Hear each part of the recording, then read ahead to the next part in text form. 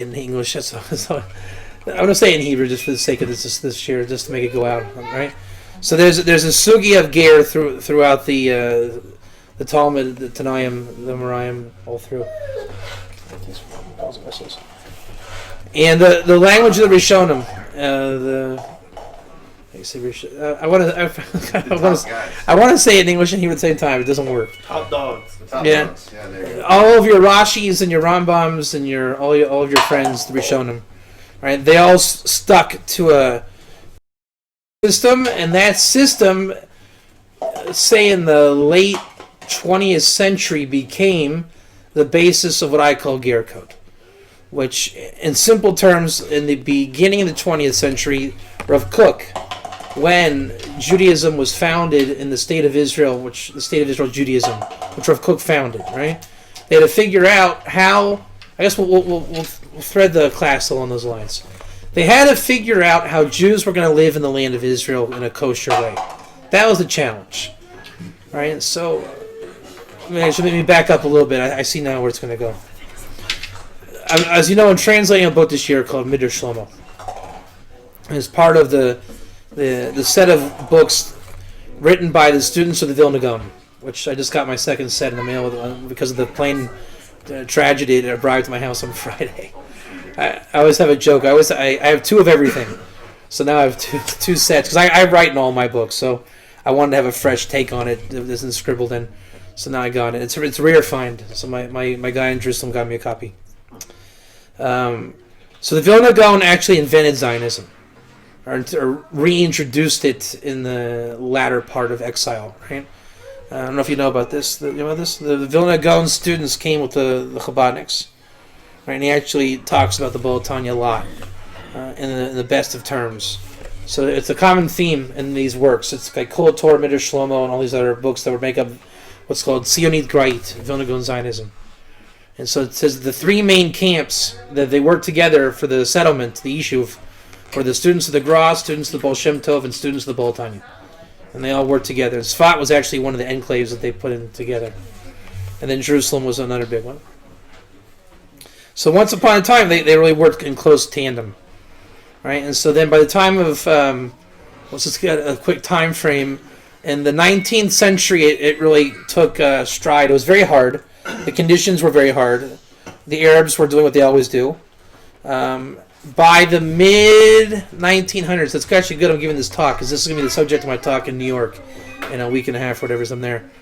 And that's going to be a heavily publicized event, so it's actually good that I'm getting this out now. For practice. George Bush, the altar George Bush, 1844, he was a Bible scholar. And so America put a lot of money into their missionary work. And he actually wrote a commentary on Ezekiel. Right? The Christians put a lot of money into translating Hebrew text at that time. And I think it looks like that's where Herzl Zionism really took strength, and that's where it became a financial cause. And by then, the students of these guys in the Yishuv, conditions got very, very harsh. They had it really rough. And by the late 1900s, the Ottomans were so harsh, most people either left Israel or the numbers got very scant. So by the 20th century, Herzl Zionism really was 1A, and the Haredim were still there, but they were kind of not obviously trumped by the Herzl Zionists, right? But they were still there. I mean, the kind of the irony is that the Haredim are part of the government in Israel because they have the longest tenure. They were always there, longer than anybody. And what's interesting on a personal note from Herzl Zionism is when I have his diaries at home, and when you read it, he's a lunatic. But it was a lunatic that actually worked. He's like, yeah, I think I'm going to call the Rothschilds and ask them for like $5 million. And then he actually did call them, and he got the money, you know. And the state of Israel exists today. So all of his insanity was real. It really worked. And you read I think we're going to have the IDF or the army, and they're going to wear uniform. I mean, living in Israel today, you see how much of it actually worked. So it's very strange, because otherwise you'd say it's from a madman, but it happened. So by the 1920s, Rav Kook's Beis Din was charged with the mission, okay, how can we live Jewish coming out of exile in the land? Issues like Shemitah and all of these things. So, obviously the Haredim had their view, and they still have their view. But Rav Kook was charged with how will Judaism look on the soil of Israel. And that's actually where the politics in Israel today are having a lot of turbulence. They want to reform Kook Judaism into what Naftali Bennett wants to do, which is buses opening on Saturday. And actually, I sat next to a Chiloni guy on the plane. He was telling me I want to have buses on Saturday, and I thought I'm not even going to just get into this guy. And so, actually, when I turned away from him, I planned today's talk, so it was a good thing. But one of the things that Rav Kook did is he instituted the Ger Toshav, right? And it's the same Ger Toshav that exists today for the Shemitah years. Now, generally they used a Muslim until this past year. In the Shulchan Aruch, a Muslim is the lowest common denominator of a Ger Toshav. You like this? Here's a trick question for you. Ready? In the shtetl, if you needed a slave Ger Toshav, how could you do it? You know what the Shulchan Aruch says? They would take a Christian, like a non-believing Christian, but he's a Christian, right? Convert him to Islam, and then as a Muslim, he would be the lowest common denominator Ger Toshav. They said, don't do it, because his friends will kill him. But it's in the Shulchan Aruch. I couldn't believe I saw it. It was nuts. It was nuts. So, but look, if you have, we all know there are people in Christianity that are really gerim, right? That they're non-believing. They can't leave the church proper. Let's say they live in the town over, and he loves Jews. So how do the Jews get to use this notzri, who's a nachri, and you can't give gifts to a nachri? So you do the song and dance. You get him to convert to Islam, and you use the lowest common denominator, Muslim. So Rav Kook realized all of these ways of doing it. So a Muslim is someone who rejected Avodah Zarah because the Quran says so. But because he has the Quran, he's now a heretic because he has a religion about how he rejected Avodah Zarah. So they're considered heretic Ger Toshav. Right? So it is the ultimate lowest common denominator. He is Akum, right? He's not your Noahide that we would say. But because he's called like Ger Toshav, like Ger Toshav, it's enough that you can theoretically say it's not a total nachri, right? That's like Bob, what you were saying about the whole thing about this, the Eved Kanani and these things. It's enough enough removed from nachri. Now, this is why the Haredim don't hold of the Shemitah or the Heterachir on the Shemitah year, because it requires a lot of possibilities to happen. Number one, it has to be a not so heretical Muslim. Number two, he has to actually keep the laws entrusted to him. So it's theoretical, and it's for the secular not to do Averas. So the bottom line is it doesn't work so well. But it might. But even today, the Muslims have learned how to cooperate with it, that there is a way to trust it. Even though the whole question is suspect at best. Would a Buddhist kind of be a similar category as a Muslim? No, because they have multiple gods by their religious right. Whereas the Muslim, in his book, he says, I only have one God. That's the only reason why it works. But because he has a book telling him that, he's a heretic. Right. So it's rabbinic loopholes, right? And they're not ideal. But the rationale of Rav Kook was what was real. That's the bottom line. Is he was using the sources, the Ravid, Rambam, all these things. Now, there was not a Noahide movement in 1929, or whatever year it was. So the only ones they could use were the Muslims. There was nobody else.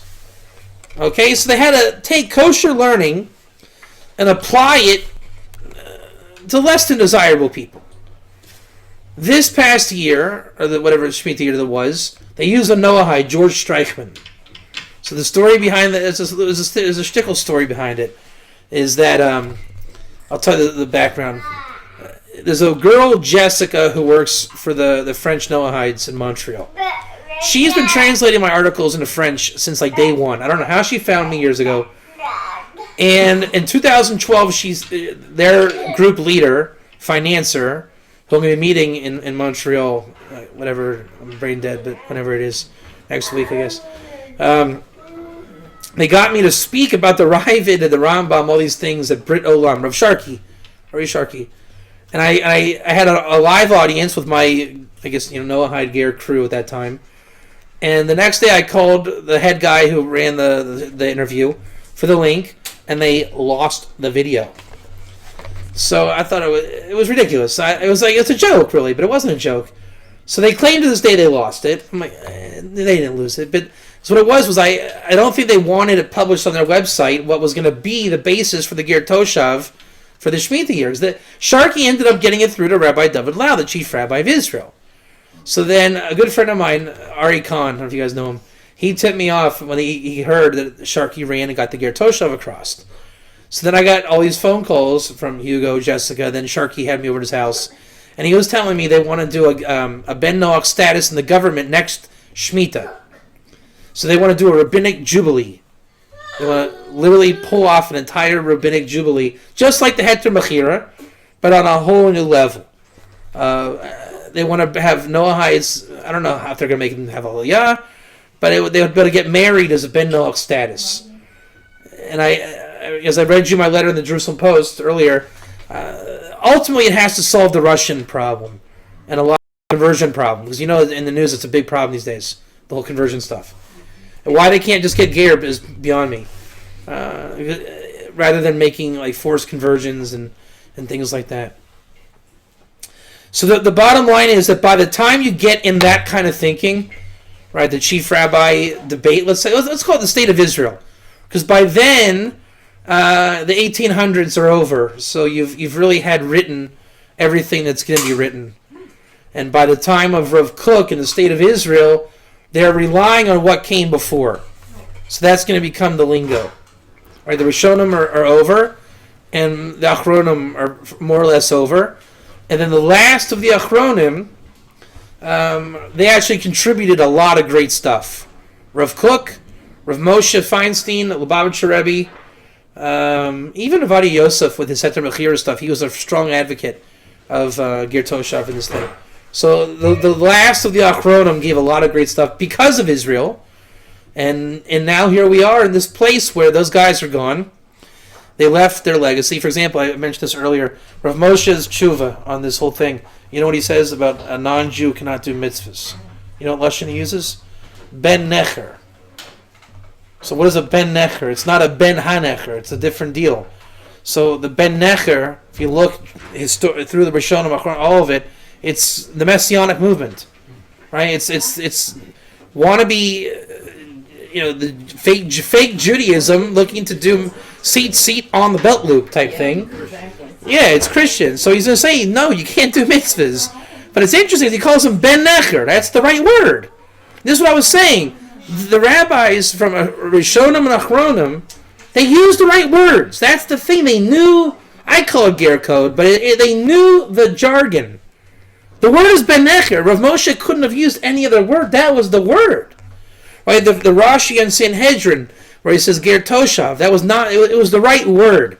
They knew, they say Rashi had Ruach HaKodesh. In fact, that's one answer also, Rashi had Ruach HaKodesh. But you see, they knew the right word. The Rambam was right in saying that Chassidim Olam was the right word. So the Rebbe here, he knows he's in the sugya, he's in the lingo. If he wanted to make up his own little lingo and just, I love non-Jews because I'm the Rebbe, okay, it's a nice thing. The Rebbe's, a nice movement. And that's what a lot of people want to say if they're not Lubavitch of the Rebbe. Those that are not Breslov want to say of Rabbi Nachman. I mean, Rabbi Nachman gets abused probably more than anybody, which it's a tragedy because when you look up his stuff, I mean, I looked up the story. He's there. Rabbi Nachman will say the Gerim and the Bali Tshuva on I think it's Torah 14, and it's also Torah 17. It's close to twice. And you say, well, that's stupid. A lot of people would say that, right? Well, that's stupid. Just had a... And you say, where would he get that? So Rabbi Nachman was meticulous to quote Rashi. And you look up Rashi in those Ger sources, and there's Rashi, Gerim, and Bali Tshuva. So Rabbi Nachman's not too silly now, is he? You know? And so then you look up the Rashi. He actually leaves off part of the Rashi. The other part of the Rashi is to look in Avos the Rebbe Nassim, which is a deeper compilation of the Pirkei Avos, Ethics of the Fathers. And you look it up, and it says that the Geri Umus Ha'olam. Right? So it's the non-Jewish Ger. Right? And again, then that's the context that Rabbi Nachman puts it in. So you see that these guys knew their stuff. You might call it a Hasidic this or that, but they know the lingo. Right? Then you say, well, Rav Moshe didn't know Navi. Well, apparently he did, because he called it Ben Necher. There's no reason to do that unless you know the word. You know, so it's people today are very, very narrow, and you know, I only learned the Tshuvas of Rav Moshe. But you know, you're forgetting Rav Moshe learned obviously everything, and that's not a feel-good story, because you see the lingo that he used, it's there. So with that said, let's go ahead and jump in. And at the very least, we'll see the words the Rebbe used. You'll find familiar with a lot of the things that we discuss off the page. Ready? So the Sikha deals with a lot of things, but where Rav Garlitsky told me, you know, to quote the Rebbe, so to speak, he said start with the letter Chet in the source, and I've quoted the source a million times, and there's 2 videos on it on YouTube. But for the sake of live, we'll do it now.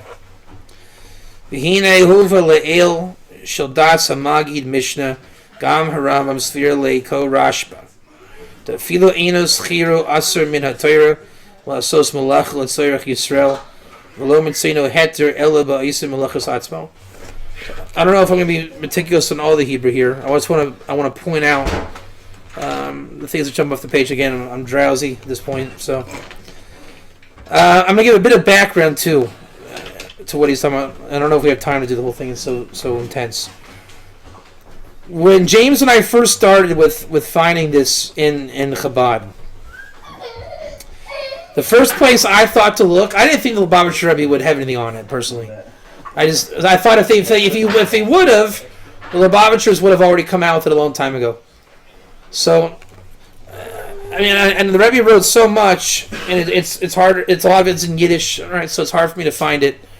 But I find searching in the a lot easier, just because I'm more familiar with it. So I looked in the where I feel the most comfortable, and that's the Shulchan Aruch Harav. So I looked it up in the search engine. How many times Ger Toshav exists in the Alter Rebbe? And it comes up the Ger Toshav, which is called the Sachir. That's already code, right? Why is that code? Anybody know why it's code? Why do I call that code? Sachir means a worker, a servant. Why are my antennas going off when I see Sachir? Because that's all the Rishonim, all the rabbis. That's the lingo for the ger kind of servant. Then we're called the non-righteous ger. Non-lishma, right?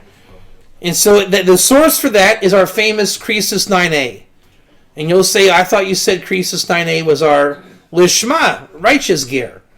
And that's the thing. All ger references, give or take, have at least 2 ways it can go almost every time. That's why ger is so complicated to learn. And this is why you can't lock it down. There's no such thing as lock it down. Remember one of my old cliches? It's not the photographer's fault. Bigfoot is just blurry. Right? So ger is blurry. You can identify 2 ger for every reference 9 out of 10 times. So Krisus 9a, which is connected to the Shulchan Aruch or Chaim Simon, we call it Daled Shin instead of Shin Daled. So there. It's about resting your servant on Shabbos. Okay, and then you look up that Shulchan Aruch, and it says the Eved Kanani and then the Ger Toshav Eved, all these things. an eved, a slave, a servant who becomes a servant or slave through not the female mitzvahs, but the 7 laws of Noah. And then there's a question if Jubilee comes in or not comes in, but this is the Shulchan Aruch, it's for all of time, so it's not the Jubilee. So you work out the conditions, it's not the Jubilee. And the idea, the picture that I like to paint is we conquered Syria, right? And we brought back the conquered Syrians. And there's a time of Jubilee, and I want them to build me a patio. And he's staying in my house. And on Friday, he doesn't build the patio. And so I cannot ask him to make me a cup of coffee on Shabbos. Right? So he is a sachir. He's a worker. So a lot of these distinctions either are with or without the Jubilee. Let's just assume that we're talking about the conditions not Jubilee. And again, the Shulchan Aruch has already explained there's ways of achieving the lack of Jubilee. You see what I'm saying? You can get around the Jubilee if we have to. We'll make you a Muslim, this and that. With the Jubilee, it's a lot easier to understand. But the Shulchan Aruch is talking about non-Jubilee, which there's ways of achieving that. The Alter Rebbe, I forget exactly what he says inside there about the Jubilee, but the point is, I think I was going to mention it here, I'm not sure. He talks about that Ger Toshav. It's the Sachir, it's the worker. And again, he's not for the sake of heaven. He's not Lishma. And that's all the Alter Rebbe talked about. Because in halacha, that really is all it's spoken about. Why? We already said why. There's no halacha for the ger. Doesn't exist yet. He's not practical yet. Now, there's ger halacha for the slave. Don't work him on Shabbos. But remember why there's no halacha for the ger toshav? Because I've never seen a draft before. Right? So I can't give you my meat. I don't know where you live. So it's written about at times in the Shulchan Aruch. But the Shulchan Aruch that it's written in, there's no Mishnah Berurah on it. Mishnah Berurah is written on Orach Chaim, meaning the daily living. It's not a daily living thing. So once you get out of the daily living, you're further removed from practical halacha. Right? You don't have the Kitzer Evan Ezer, how to make converts, unless you have Asher Meza on your side. Then he's got it all written out. But once you get into abstract or complex halacha, you don't have the easy to read books. Ger is found in very hard to learn, not hard to learn, but not in style works. I mean, the only reason why I love learning Yavamas for this Yavamas 48b, our Rosh Yeshiva used to joke with me. He used to say, he knew I was very yeshivish when I was in yeshiva, So you say, Dave, there's guys in Brooklyn, they talk Yavamas on street corners. These guys in the whole world, they talk Yavamas. I thought, man, I'd love to be one of those guys. I became one of those guys. But no one learns Yavamas. I mean, you can, but it's not like, how many yeshivas in the world today are learning Yavamas? Not many. And Ger has no holds barred. Erechin, Harayas, Avodah Zarah. I mean, they're learned, but it's not Bava Kama, Bava Mitzia, Shabbos, Brachas. Even though Brachas does have a lot of it in it. It's not in style. By the time then you're 2 years in yeshiva, then you get married, you go to Kollel, and then Kollel's a different story. So it loses airtime, as we said. With that said, so the Alter Rebbe is speaking about the Sachir, and he makes no bones about it. He's not trying to talk about for the sake of heaven, Lishma Ger Toshav. It's not in halacha. That's why we have this fight today. Why is it not in halacha? We already know the answer, right? The halacha is ger have no halacha. I quoted Eisenstein about that. It's a long story. You hear the recording. He said the bottom line is he said that the halacha for ger is or is no halacha for ger, only convert. But it exists. It's just not. They dafka don't look at it. For example, the ger amoni that can marry a mamzer, but the ger amoni he was not taken on mitzvahs. So I asked him just to see what he'd say, and they only wanted to paskin ger amoni convert. when the Ibn Ezra Perushim say explicitly one who has not taken on mitzvahs. So the answer is we don't look at that. That's the answer. But it exists. It does exist. That's the thing. Ger halacha does exist. It's just not. It's not entertained. It's not learned. It's not a havamina. It's not a plausible option.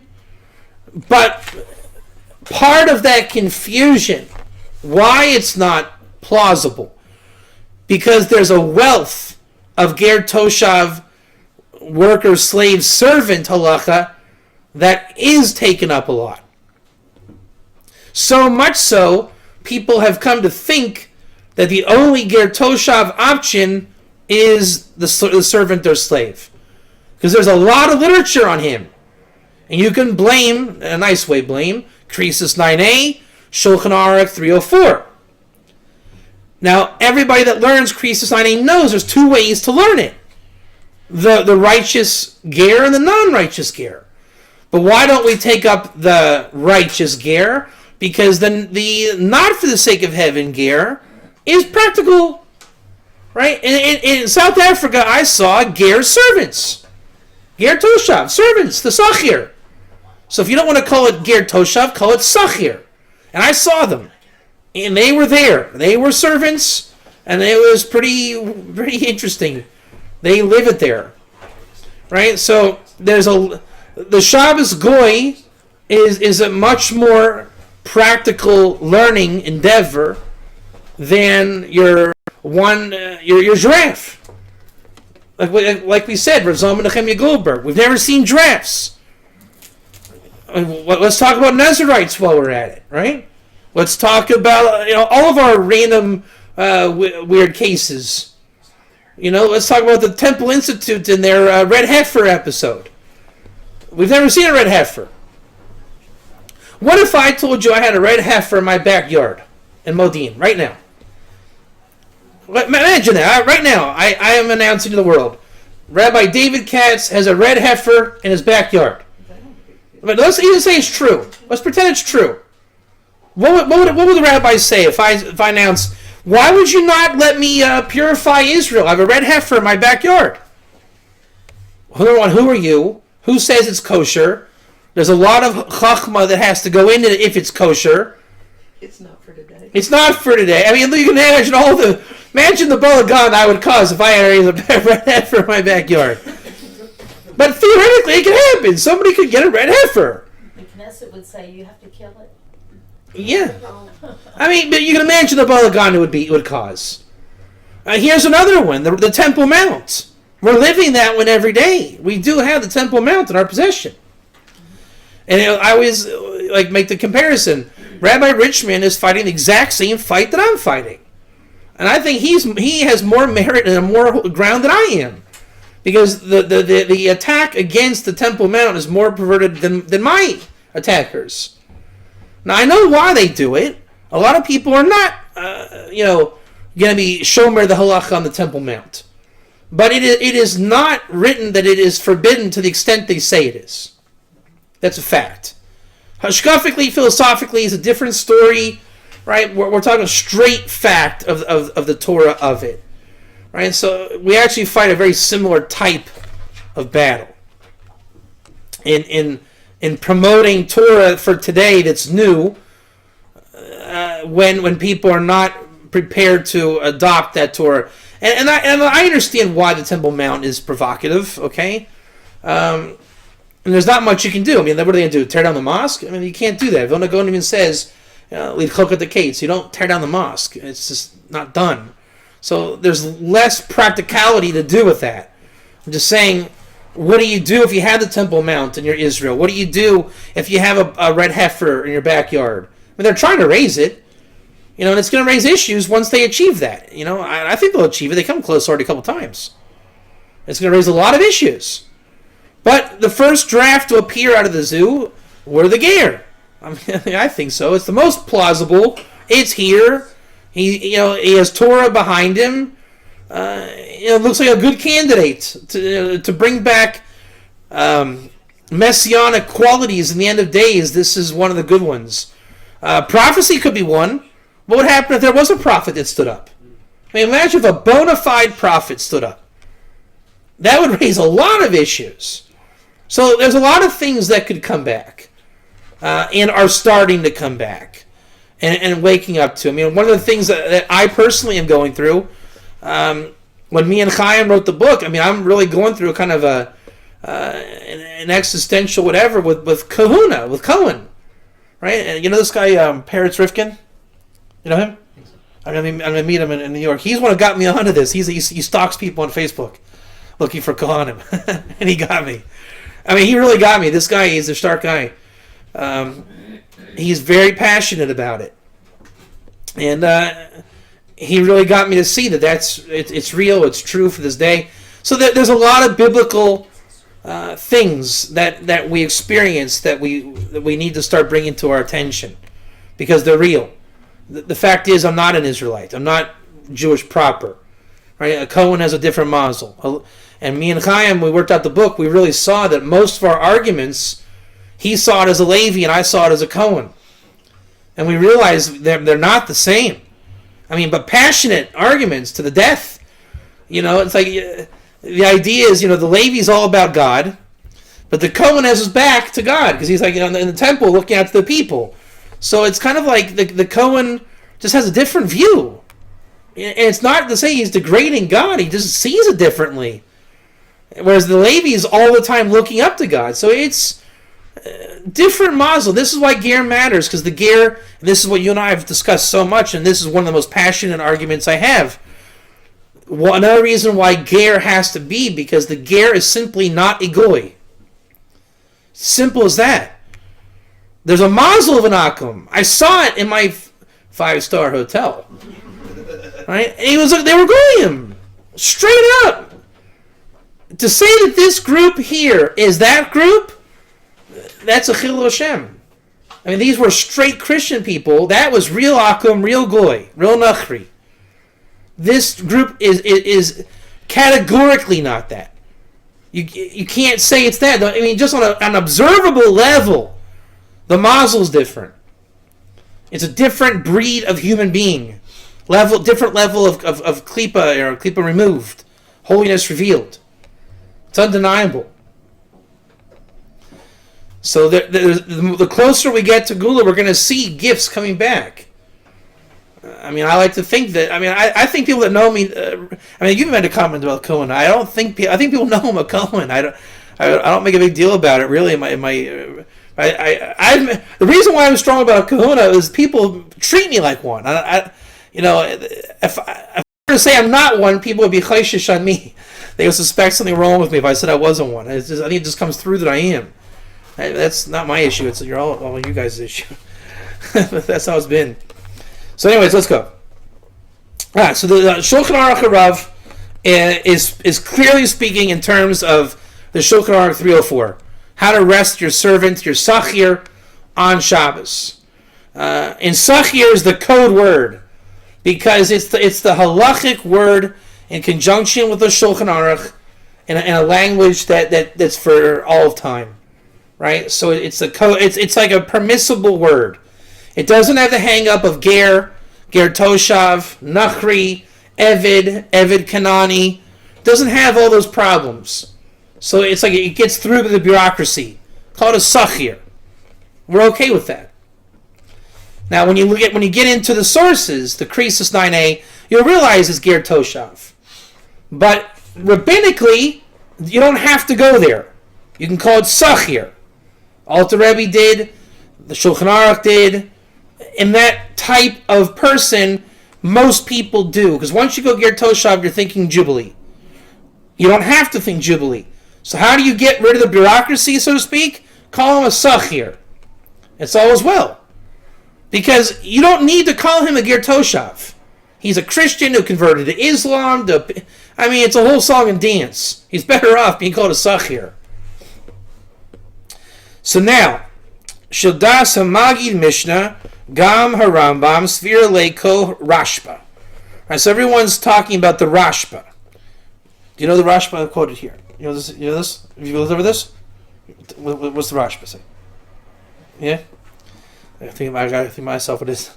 I have it here, the printout. This is very interesting. The Rashba is on record as saying Lehit Gair can be for Ger Gamor, the convert, also for Ksat Geirus, the righteous, what do we call this guy? The righteous Ger, the Noahide Ger, righteous, Lishma. Small gear. A little bit. Right? Yeah, a little bit of Ger. The half gear. Half gear. Let me call it the half gear for the sake of argument. Yeah, just for the sake of argument. So, like for example, when we conquer a city, call it the peace. Again, Rashi says we conquer them and make them sachir. We want them to build our patios. Right? They had a chance to take it on, they didn't.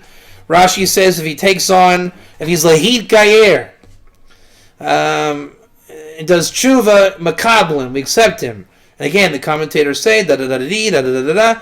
All language lahid gayer can be full gear, half gear. And the Rashba, and I have the lamination here. The Rashba was like the one who stamped that. That was his stamp. He's in that path, right? He's in the daya of all these rabbinic opinions. But it's not like it's his opinion. It was Rashi before him. It was the pasuk before him. But the Rashba, got quoted in his name.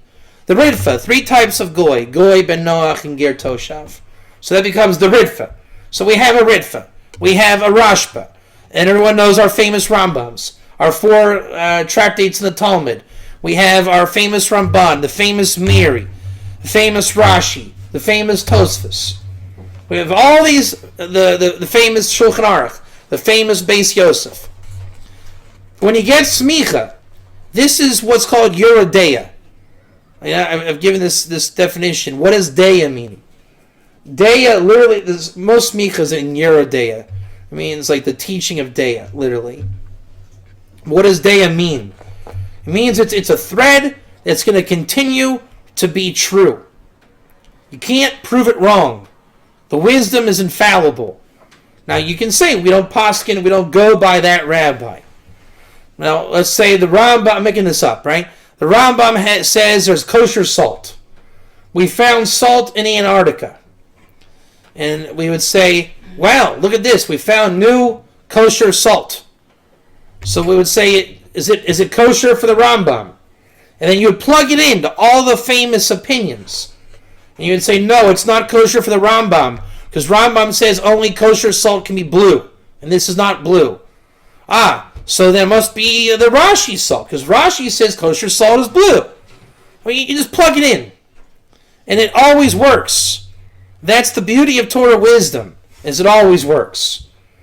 If you show me where a ger, our ger, cannot learn Torah, and you say, but I have a source, Rav Moshe said the Goyim can't learn Torah.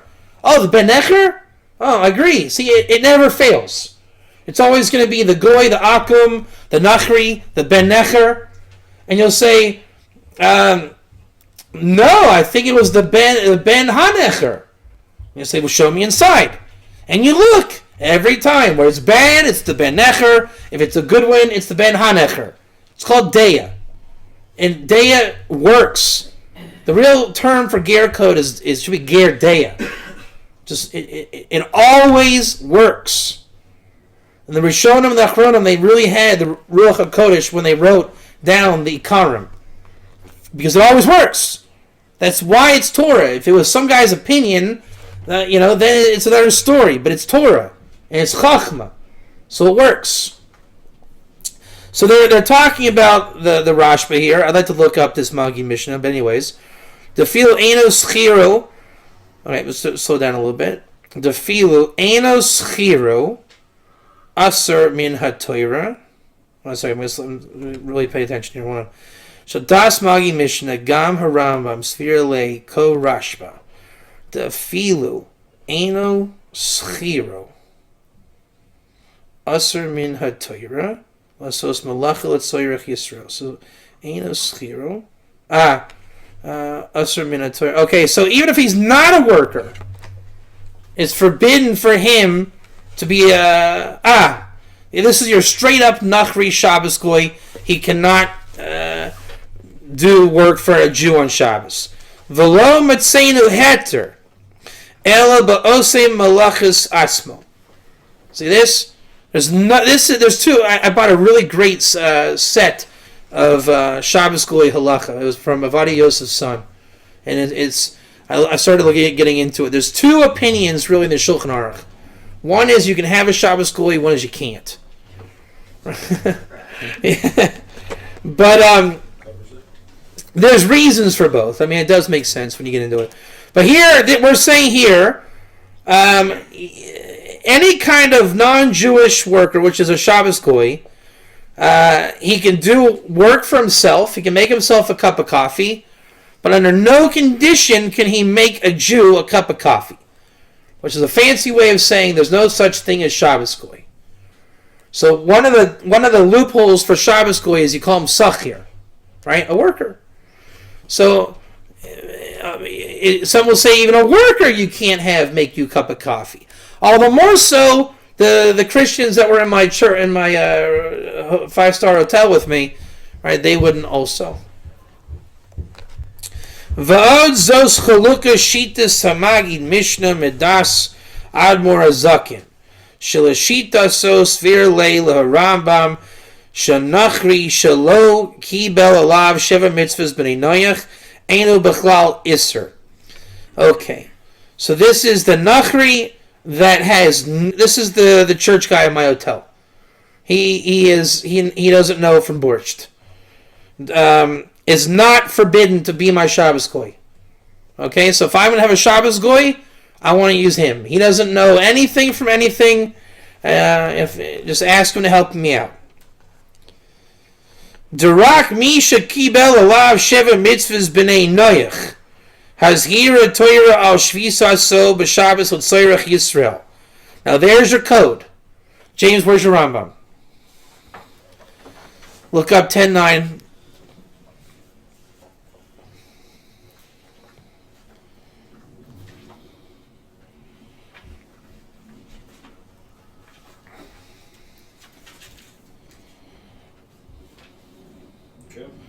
And read the part about Shabbos.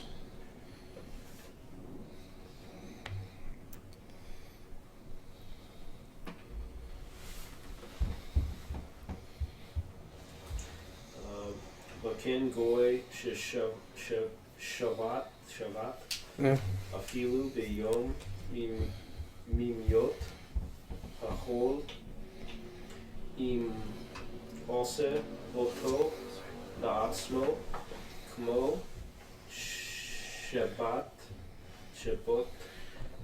חייב מיתה ואין צריך לומר אם עושה מועד לעצמו. Let me see. Yeah, here you go. Yeah.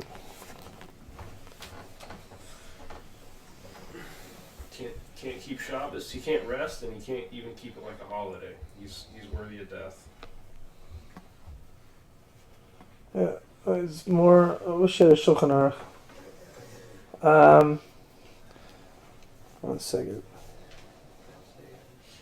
That's the Akum in Yeah, correct. In the European version, it'll say Akum. Vilna edition. Yeah, it'll say Akum there. Yeah, the Goy here, right? Yeah, and the Yemenite. That's not the greatest lesson here. I wish in the Shulchan Aruch. The language in the Shulchan Aruch 304. Shvisa so Evid like in the lesson there 304. What's the exact lesson? Also, you have it. Oh, I just get it, please. Right behind you. Yeah. So This one's Shechita, which means Gerta Shvas. I don't know where it's at in there. You want Hilchos Shabbos, right? Yeah, 304. Is it Mishnah Berurah? It's right Mishnah there. Berurah? You know my Alter Rebbe Shulchan Aruch, right? Yeah, I don't know where it's going to be in there. And then the Tantana. He's looking for Shabbos. Yeah, this is Hilchos Shabbos. Okay. Let's look at 304. 304. Shin Gimel. Are you about that one page that we're talking about? Just the chapter title for 304. It's in Orach Chaim. My mind's shot. Yeah, it's in Orchaim. This is Orchaim. Okay. Yeah, Shin Gimel. you're a day or Where's it? There you go. Shin Gimel's the page? I think I got a bookmark already. Oh, you're on the back. Let me see. Hold on. I have a bookmark already. No.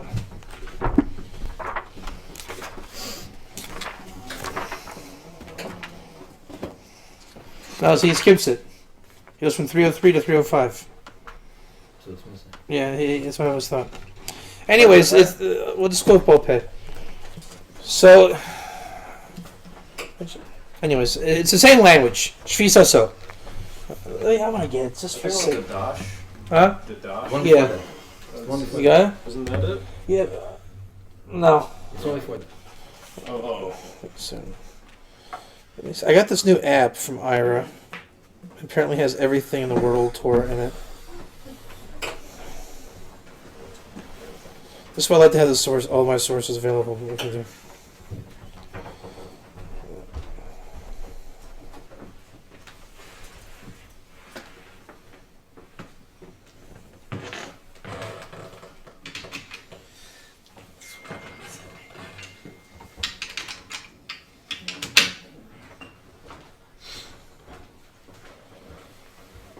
I don't remember. Can you guys work the internet while I'm doing this? I'm having internet problems. Oh, yeah? Just uploading the video. Yeah, we're dropping. All right, so forget. So just take my word. I think it's the wind. All right, so it's for the sake of argument, it's the lingo. All right, Shvisa Soba Shabbos. And the Shulchan Aruch 304 uses the same lingo. Actually, I probably have it here, but anyways. Let's Sorach Yisrael. All right, so the Rock Misha Kabbalah Shiv Mrs. Beninoya because hero Torah al Shvisa. So the Noahide proper cannot be the Shabbos Goy. All right, only the Nachri. The Lo Kashitas Harashba. See the obvious contradiction? The Shesfir Le the Gam Evid Shalo Kibel. See there he calls him the Evid. See Evid Sachir. See how many code words are starting to pop up? It's code. Already the Rebbe's telling me he's in the Sugya. No question. He's in completely. He Krisus 9a 304. The language of the Alter Rebbe. Okay. The Gam Evid Shalo Kibel Lav Shiv Mitzvah Bnei Noach. The Philo Oived Avodah Zarah. The Gam Evid Shalo Kibel Lav Shiv Mitzvah Bnei Noach. The Philo Oived Avodah Zarah. Mitzvoyin alav masha inkein admor azakin ksav the sphere le Rambam the kiyum zayin mitzvahs eino inyan le isser malach Shabbos the sphere le shagam the Rambam hash schiro v'lakito aser b'malachas rabo hu gam kishalo kibel alav zayin mitzvahs. All right, it's a long-winded way of saying. Usually I do it in more detail, but it's been a long day. The Rebbe here is painting two different views of Shabbos Koi based on Krisus 9a. Can you? And the Rashba is one view. Who's say the other view? The Admor Zakin, right? Yeah. So one is I forget the Nafkamina is one can be a Noahide one and one is not it can only be not a Noahide. Again, I'm just to iron it out in the Hebrew is a little easier, but bear with me. Yesh leber svaras plugas bein shitas admer zaken v'shitas magid mishnah shetoloi b'sivis v'tam chalos toiros shvisa shabbos ala evid v'ger toshav atzmim. See that language, ger toshav atzmim. Someone who's ger toshav on his own volition. Right. So again, there is to explain the rationale of the argument between the Rebbe, the Alter Rebbe, and the Magid Mishnah, the point of contention between the two, that it's contingent on the rationale and reason. Torah Shvisa Shabbos al Evid, so one is on the Evid and one is on Ger Toshav themselves. And we're going to explain this more. Kanal Baruch Shezoy Shitas Rambam. Sheyesh Leber Zeh B'Shnei Ulfani. Here we go. This is the Rebbe explaining why I'm sorry, Weaver. This is it's hard to say it in English. Anyways, and it's been a long day. This is the Rebbe explaining why the Alter Rebbe, who was only speaking about a very certain type of Ger Toshav, essentially he who you can work on Shabbos. And the Rebbe is going to show that the Alter Rebbe, the founder of Chabad Hasidus, author of Shulchan Aruch Harav, which is take on the Shulchan Aruch. His Shulchan Aruch is valid in all the halachic world. I mean, on all my smicha learning, Shulchan Aruch Harav was a valid opinion. So he's going to show this Rebbe that the worker Ger Toshav is not the only kind of Ger Toshav. And so he says we're going to explain it in two ways. The first one, let's see if I have any footnotes here. Let's see here. There are some footnotes. I'll go at the end of this page. I'll go back and do them. Mitzad shaychusam li Yisrael, tekivan shayeved kanoi larabo. So the first one is the ger for the sake of Israel. Right? I want you to come back from Syria and build my patio. That's my concern. Has nothing to do with him. He's a ger toshav because I need him living with me in Israel to build my patio. And the Torah says I have to have mercy on him and not command him on Shabbos to make me a cup of coffee.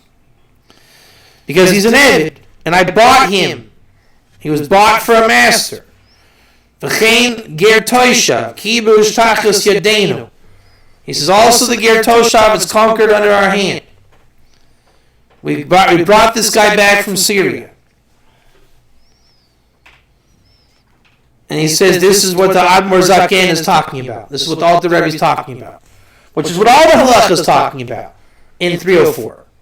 That's the Sachir, it's the worker, it's the Eved, it's the Shabbos Goy. L'chein nimshachis alav Torah's Shvisa Shabbos. See, there's the code I wanted to look up in the Shulchan Aruch. Shvisa Shabbos, that's what it's called in the Shulchan Aruch. But Nogeya L'malachis Rabbo. Creases 9a. And we'll take a break here in a second. Let's use the restroom. Creases 9a is saying a ger toshav keeps Shabbos and he breaks it one of three ways, like Yantav Chol Moed or Shabbat Shalom. And everyone wants to say one of two ways. He breaks Shabbos for himself because he's a righteous ger. Or he cannot. He's keeping Shabbos but breaking it for himself. He's keeping it in that he doesn't make coffee for his rabbi, and that it's a low grade ger toshav. That's one way of running Creases 9a, and that's a valid way. No one's saying it's an argument this or that. That Syrian refugee exists. He exists. But he's saying that's not the only way to learn it. There's another way. The second way, stay tuned. We'll come back with this message sponsored by our sponsors. Just from the restroom real quick. Viewers like you. Go ahead and talk about it. Come right back. If the internet works, if you can bring up that Shulchan Aruch 304. All right. That's like the whole,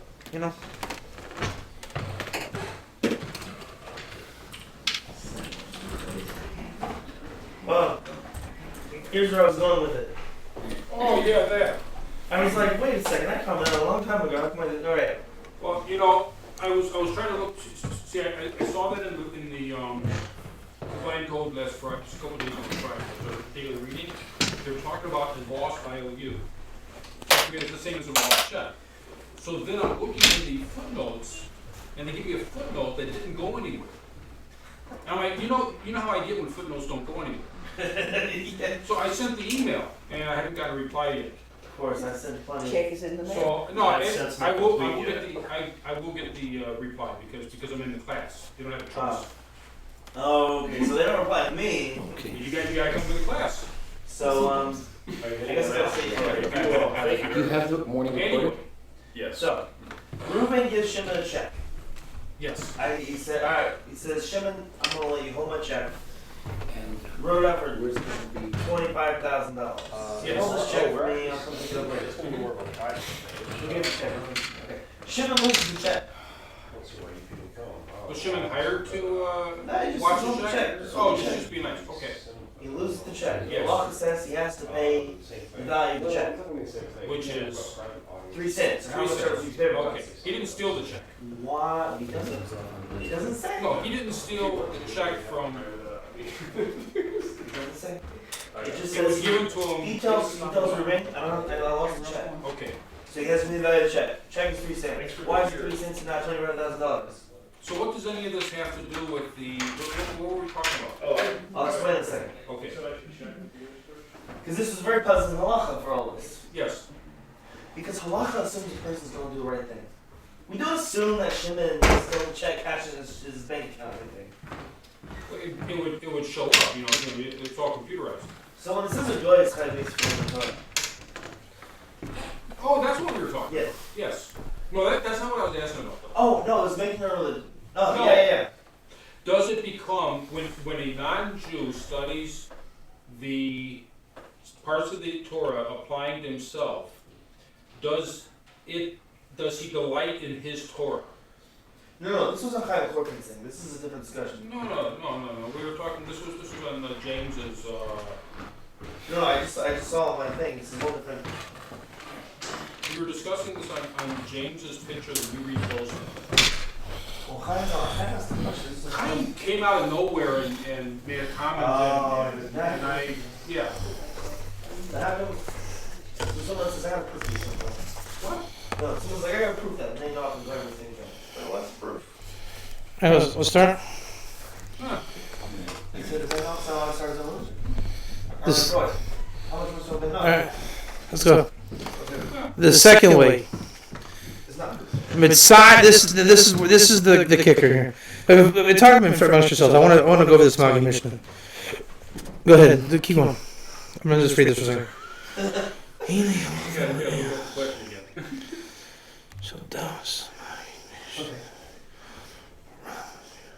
Why? It doesn't apply to the knot. I'm not where he's going to start his own religion. We have to understand. Bob's asking about I'm asking about whether or not for a non-Jew, it doesn't matter what kind. Whether or not for a non-Jew, It's an if invalid he's studying his It's an invalid question. for any non-Jew. There's no such thing as a non-Jew in Halakha. There's no lo Yehudi. It's very frustrating because there's no non-Jew, so it's an invalid question. For a stam non-Jew, if he does in his Torah the way that he did, because that's where we understand the concept of the Jew gaining either ownership or betrothal of the Torah comes from that verse. First Psalm, 2nd verse. He delights in his Torah.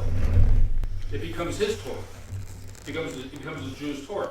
Does that happen in the case of a call it the ger, call it whatever you want to call it? Does that become his Torah? When does he delight? Does it become his? The same That's Rambam in the Var, isn't it? He says the Ramban. Excuse me. He says it's referring to the Ger Toshav as being one that has the heritage of Torah. It's now his Torah, isn't it? We're gonna back up a little bit. Ramban, I believe it does. Okay, we'll look at that. I just realized now. I realized what the whole bit is about. I never realized it was involved. This is good. Not mine. My neighbor says, make sure to tell the Noahides to light fires and Shabbos because it'll make them happy. It's actually I get the whole sikha now. I only looked at part of it because that's what Rabbi Katz said, but I see there's more to it. So I'm gonna back up.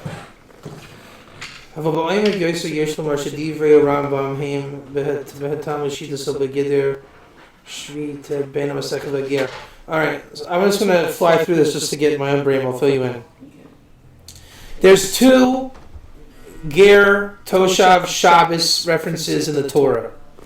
One is the Ten Commandments, and the other one, I always forget where it's at, but it's why he's bringing it here. It's in Parshas Mishpatim. It's the little crux of this. I didn't this wasn't, Rabbi Garlitzky didn't tell me to look at this, but now that I'm looking at it, I see it. Rest your donkey, your friend, and the ger, vayinafash, right? And so, no, that's 10 Commandments. This is the other one, the Parshas Mishpatim. So everyone holds one of two ways. Either the 10 Commandments is Ger Tzedek, and this guy's Ger Toshav, or vice versa. The 10 Commandments is Ger Toshav, and this is Ger Tzedek. And this is where the verse is referred to in Yevamos 48b. They oscillate, these two guys, right? So these are the two sources of the Ger keeping Shabbos. And again, Krisus A comes in to say, is he keeping Shabbos to say he's not your Shabbos goy? Or because he's a good ger and he's a righteous ger and he wants to? That's the question, right? All the time. The answer is it's both. But so here's the Rebbe talking about it, yeah? You understand the question?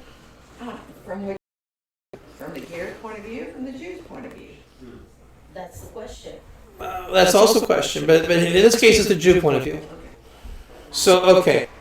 Yuvan ki zeh v'kaidem bior behemshek divrei Rambam halacha zo mizvaris haksu vayinafash bin ha-masechet v'hagir v'zel hashono hoyel v'gir toishav osa malacha la'atzmo b'shabbos v'gir tzedek hari huki Yisrael l'kul davar b'mi nemar vayinafash bin ha-masechet v'hagir zeh gir toishav shehu lakito v'schiro, right, the worker Shel Yisrael Kamo Ben Amaso Shelo Yasa Meloko the Yisrael Rabba B'Shabbos Avol Atzmo Oisiv Afilu Hayezeh Hagir Avdo Harizeh Oisil Atzmo.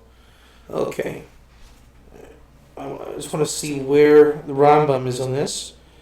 V'hine Harashba Hasig al Harambam Sheksu Shemeduvar V'Lakito Schiro Shel Yisrael Svirle the Kol Gir Toshav Afilu B'she'enu sachir etzel Yisrael, aser b'melo kat Yisrael.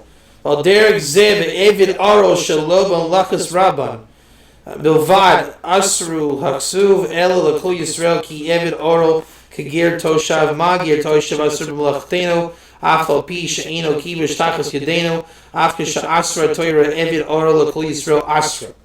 24 specific. I don't know where's this Rambam halacha? That's what's killing me.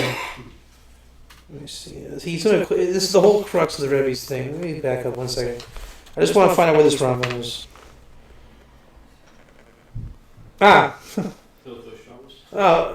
No, here it is. It's the very first words of the Rebbe. Ksav Rambam, Hilchos Shabbos 2014. Right?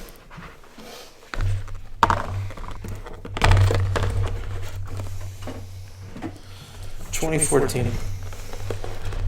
Did we ever see this? I think we went through it once.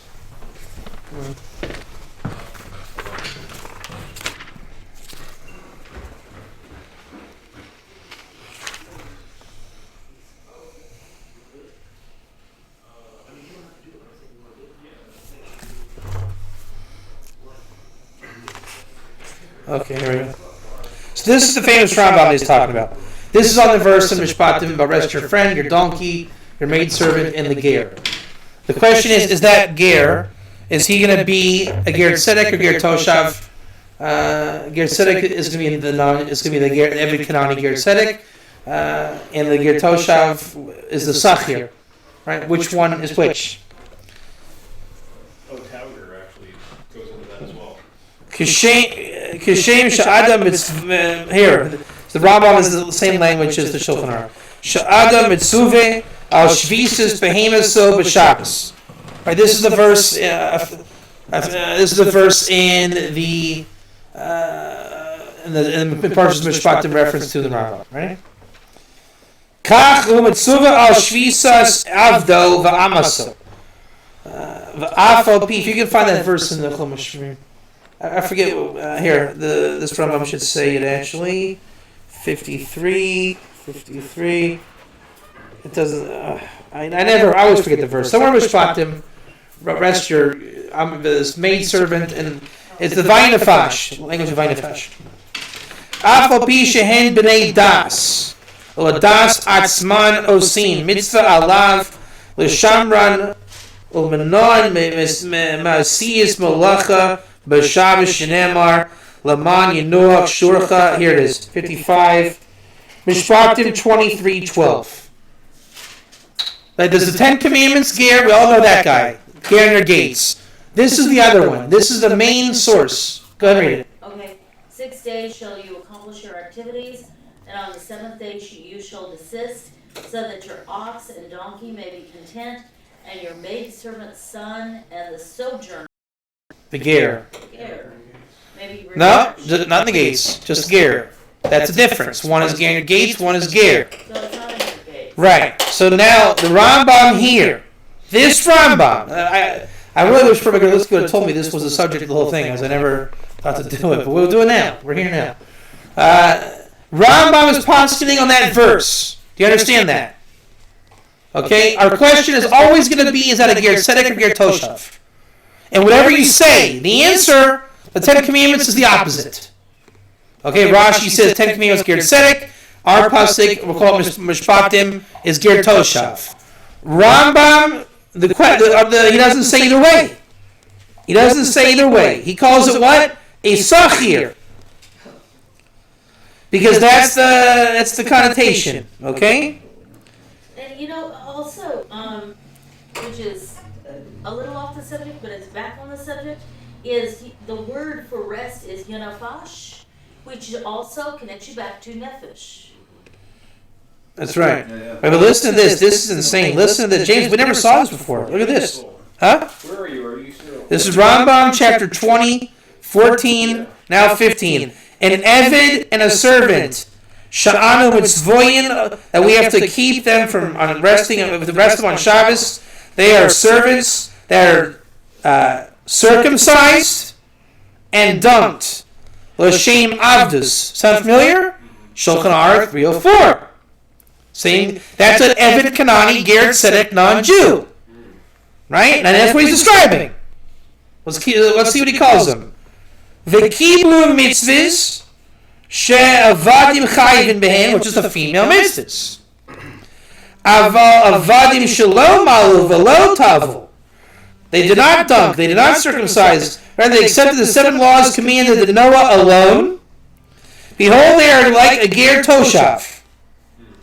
And it's mutter, allowed to make malacha on Shabbos for themselves openly, like in Israel b'chol, in the weekday. We never saw this before. Ve'ein mekablin ger toshav. We don't receive except the ger toshav, except in the time of the Jubilee. Next law. Since the ger toshav makes malacha for himself on Shabbos, and the ger tzedek, he is like Israel for all things. Like it says, Vainafash ben Amasekim in the ger, Zeh ger toshav, that he is like a worker, a sachir of Israel, like a servant. That he shouldn't make malacha for his rabbi on Shabbos, but for himself he does it, even if the ger is a servant. Behold, this he makes it for himself. You see the contradiction in the Rambam. On one hand, he says we don't accept ger toshav except for the time of Jubilee, and then he keeps talking about the ger toshav. There's 2 kinds of ger toshav. That's the whole point. At least, actually, I'd say there's 3 here: the servant, like the Eved Kanani, the Sachir, the Jubilee one, and he leaves out the righteous one. And the ger tzedek here is the Eved Kanani. It's not a convert. Otherwise, a convert is a slave. He actually kind of mimics that later on. That's the thing. So that's right. So you read Hilchos Malachim and you think you know what he's talking about. A convert. He's talking about this. He's talking about the Eved that dunks. Right. Exactly. Because that's the one that you have to rest on Shabbos. So if he is an Eved who does 7 laws of Noah only, and then he says I have to keep Shabbos, of course he's a Misa. You kill him. Why didn't you dunk for the sake of doing mitzvahs? You're making your own religion now. See how if you don't get it right, you're really not getting it right. Of course you kill a goy who takes on Shabbos because of making a religion. He's a slave. who took on 7 laws in his servitude, and now he wants to be a Ger Tzedek non-Jew Eved Kanani, and he says, I'm going to keep Shabbos.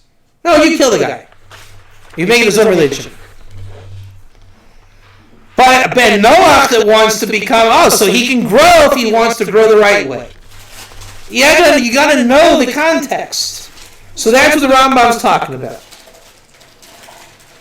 Sorry, Biur Matam Osefet Rambam Behedin She'avadim Shalom Al V'Lodotav. He says you have to. This is fantastic. You guys want to go through this? It'll take some time. You want to do it? I want to do it for sure. I'm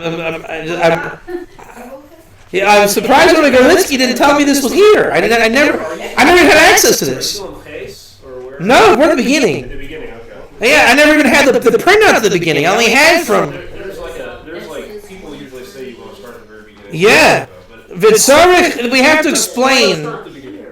We have to explain what is the reason the Rambam added this whole deal about slaves that were not circumcised and not don't.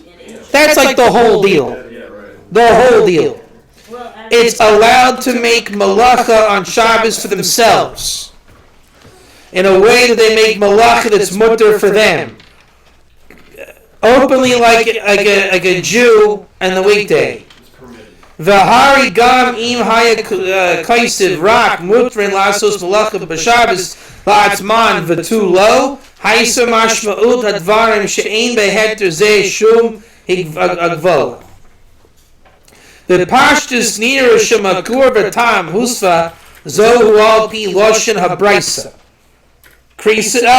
What brisa? He says look at this. He says this is simply as it appears in the source and the reason given there as it was given. Where do you think that source is? Krisis 9a. Classic. Shehi mekav rosh alacha. Ger Toshav can make malacha for himself on Shabbos, like a Yisrael on the Chol Moed, Rabbi Akiva. Okay, he quotes that whole deal in Krisis 9a.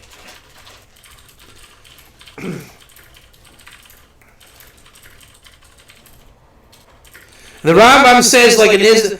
So the Rambam paskins like the halacha, right? So the Rambam is in Krisis 9a, 100%, which totally opens up all the critics to go. That hurts them pretty bad right there, because everyone assumes the Rambam's not in that discussion. He is. Aval l'choyer ein tam zeh maspik leber husfa zo baramba. Mekevon sharamba lo havi es deis chalukas. Hari gam be'im haisa kaisa bekitzer amoytri lasos malacha b'Shabbos la'atzman. Haya pashur shekavana so lakol suge malacha ve'im akol lefarish shekavana shemutter rak malachas oichel nefesh kayom tov al b'davar ha'evid ki b'shar malachas aser ki pashtut lashin mutter lasos malacha b'Shabbos la'atzman mashmud kula malachas ulachol hayoser ve'yachol lechtuv lasos kula malacha. He's explaining Krisis 9a. The Waprat al pi divrei Rambam behakdama so was sefer hayad sheksav sefer b'lashin brura.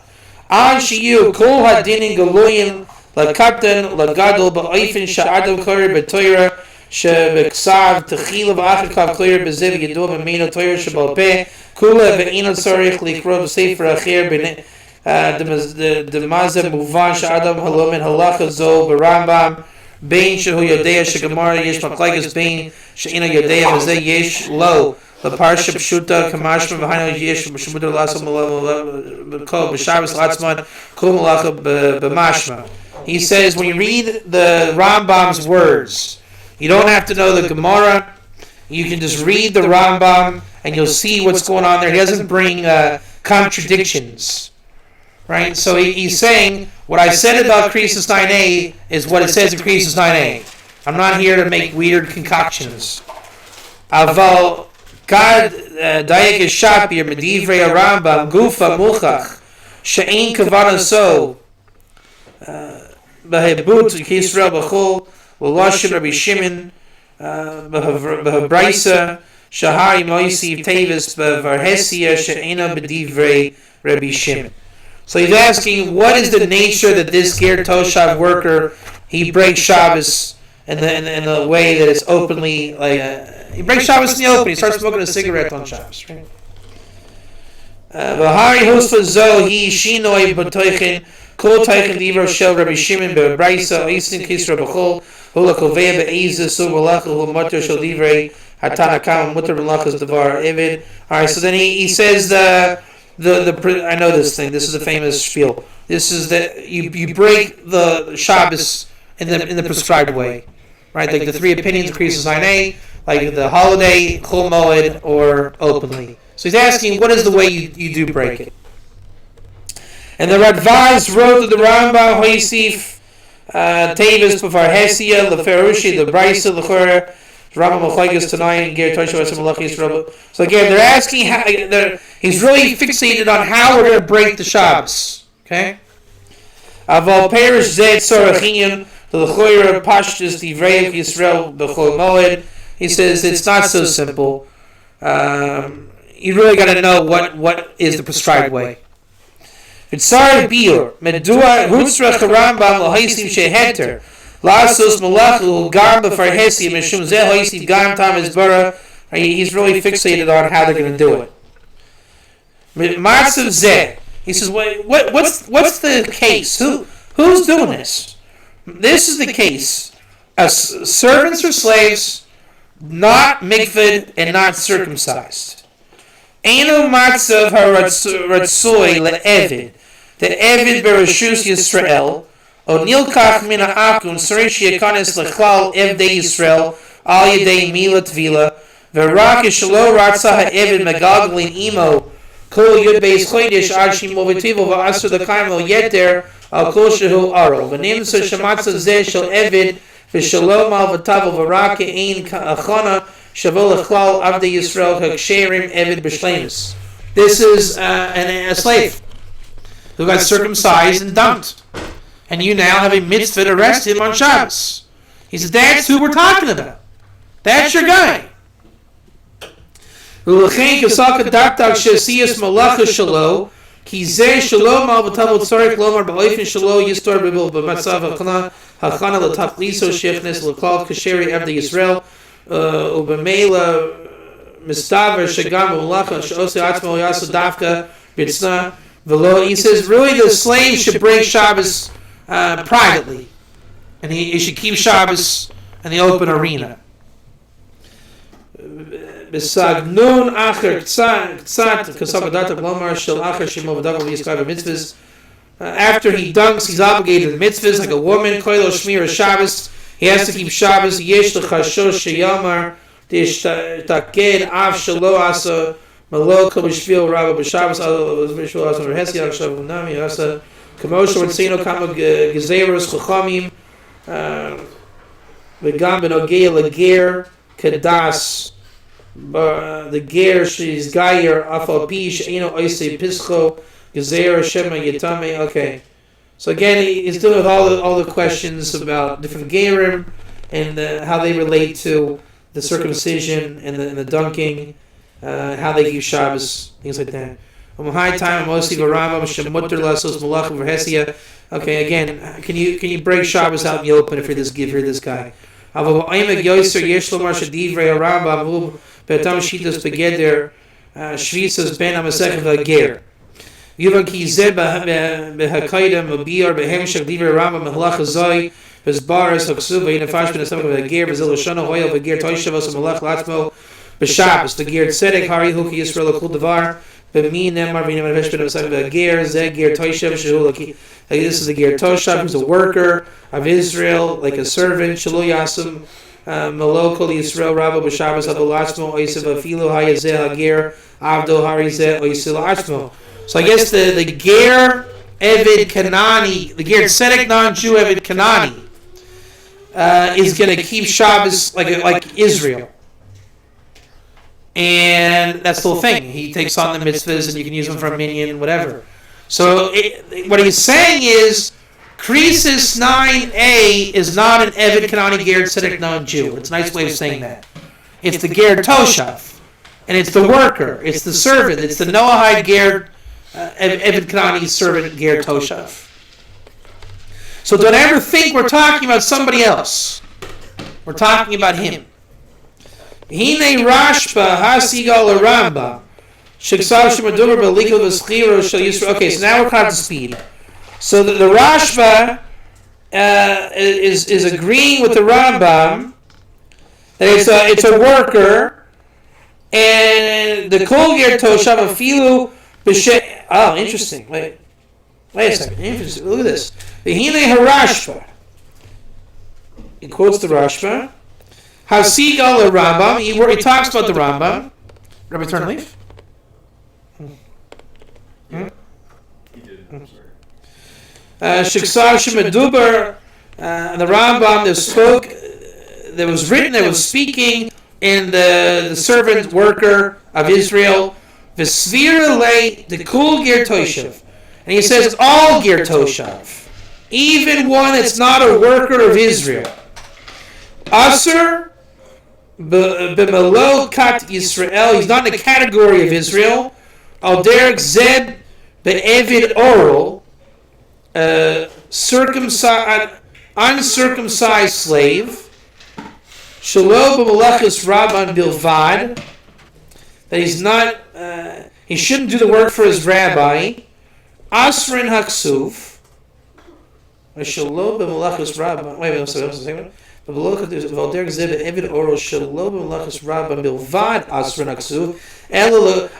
just his rabbi, but any Jew he cannot do work for. Ki evid oral ger toshav. Remember we said, Rashba said all ger toshav. So all ger toshav means he cannot do work for any type of Jew. Ma ger toshav asur b'malachteinu. Afal pi she'enu kivish tachas yadeinu. Wow, this is pretty cool. Just as a ger toshav cannot do work for us, even though he's not conquered under our hands. That's our guy. Wow, yeah. Even when it's forbidden, even when the Torah forbade an evid oral to all Israel is forbidden. So even wow, he wants to say the Rash was pretty strong. He wants to say all ger toshav. I think we found our guy. I'm surprised Karlowski didn't tell me to do this. Yeah, he wants to say the kosher ger toshav can't do work on Shabbos for any Jew, all the more so the servant women. So the only people that you could have, theoretically, for a Shabbos boy would be an Achu. That's according to this. So we're going to get caught up to speed. Magi Mishnah Bir Shagama Ram of Sfira Lake Harashba. The Filu Enu Schiru, if he's not a worker, Asur Mina Torah, forbidden from the Torah, to say to him, make for me my coffee for a Jew. See that? That's pretty heavy. So the Magi Mishnah says that the Rambam agrees with the Rashba that you cannot say to a good ger toshav, make me coffee. But if you're talking about Shabbat, that's one thing. But if you're talking about non-Jew cooking, they couldn't do that anyway. So I'm saying about coffee. I'm saying cook me coffee. Yeah, they couldn't do that Right. anyway. V'lo matzeinu heter ela ba'os. He has no permission. He can make for himself a cup of coffee. V'Rabbeinu shekasav schir lakito dvar bahova. Evid toshav v'ger toshav einam oisim malachad dvar Torah b'shvil shum Yisrael bein rabo bein she'enu rabo. So according to this, everybody says there's a good ger toshav. You cannot employ him, all the more so all ger toshav, servants, workers. So you can't have a Shabbos boy. Wait a minute, we're only say what's here. I want to stay focused on the words of the Rebbe. Amnam Rabbeinu Hazaken b'Shulchano, but the Alter Rebbe, Hulchiach Barucha, the Moshe Sav Rambam, the Vayin Afash Pen Masach Vager, Zer Ger Toshav Shehula Kitos Chir Yisrael. The Alter Rebbe says that this Ger, the Rambam, is the worker. Okay? So the Rambam is either like the Rashba or the Alter Rebbe. Kavanas though the bedavka neked schiro lakito. Iker iser mishum shehu schiro vehatam sharak yer toshav shulakito schiro shayisrael asr b'siyas malach liyisrael v'lo kol eina yehudi shehu schiro lakito kamo v'yer sham berucha mibnei shetzorek lomar schiro lakito dumiyat de ben amasek v'zehu rak b'ger toshav ki kara mayre kishi Yisrael shvoyim al admasam. There's only when Israel's on their land. Remember I told, now it's making sense. I was wondering how he dealt with Yovel. Alright, so it's only when they're on their land. V'aze'im mekayim b'neihem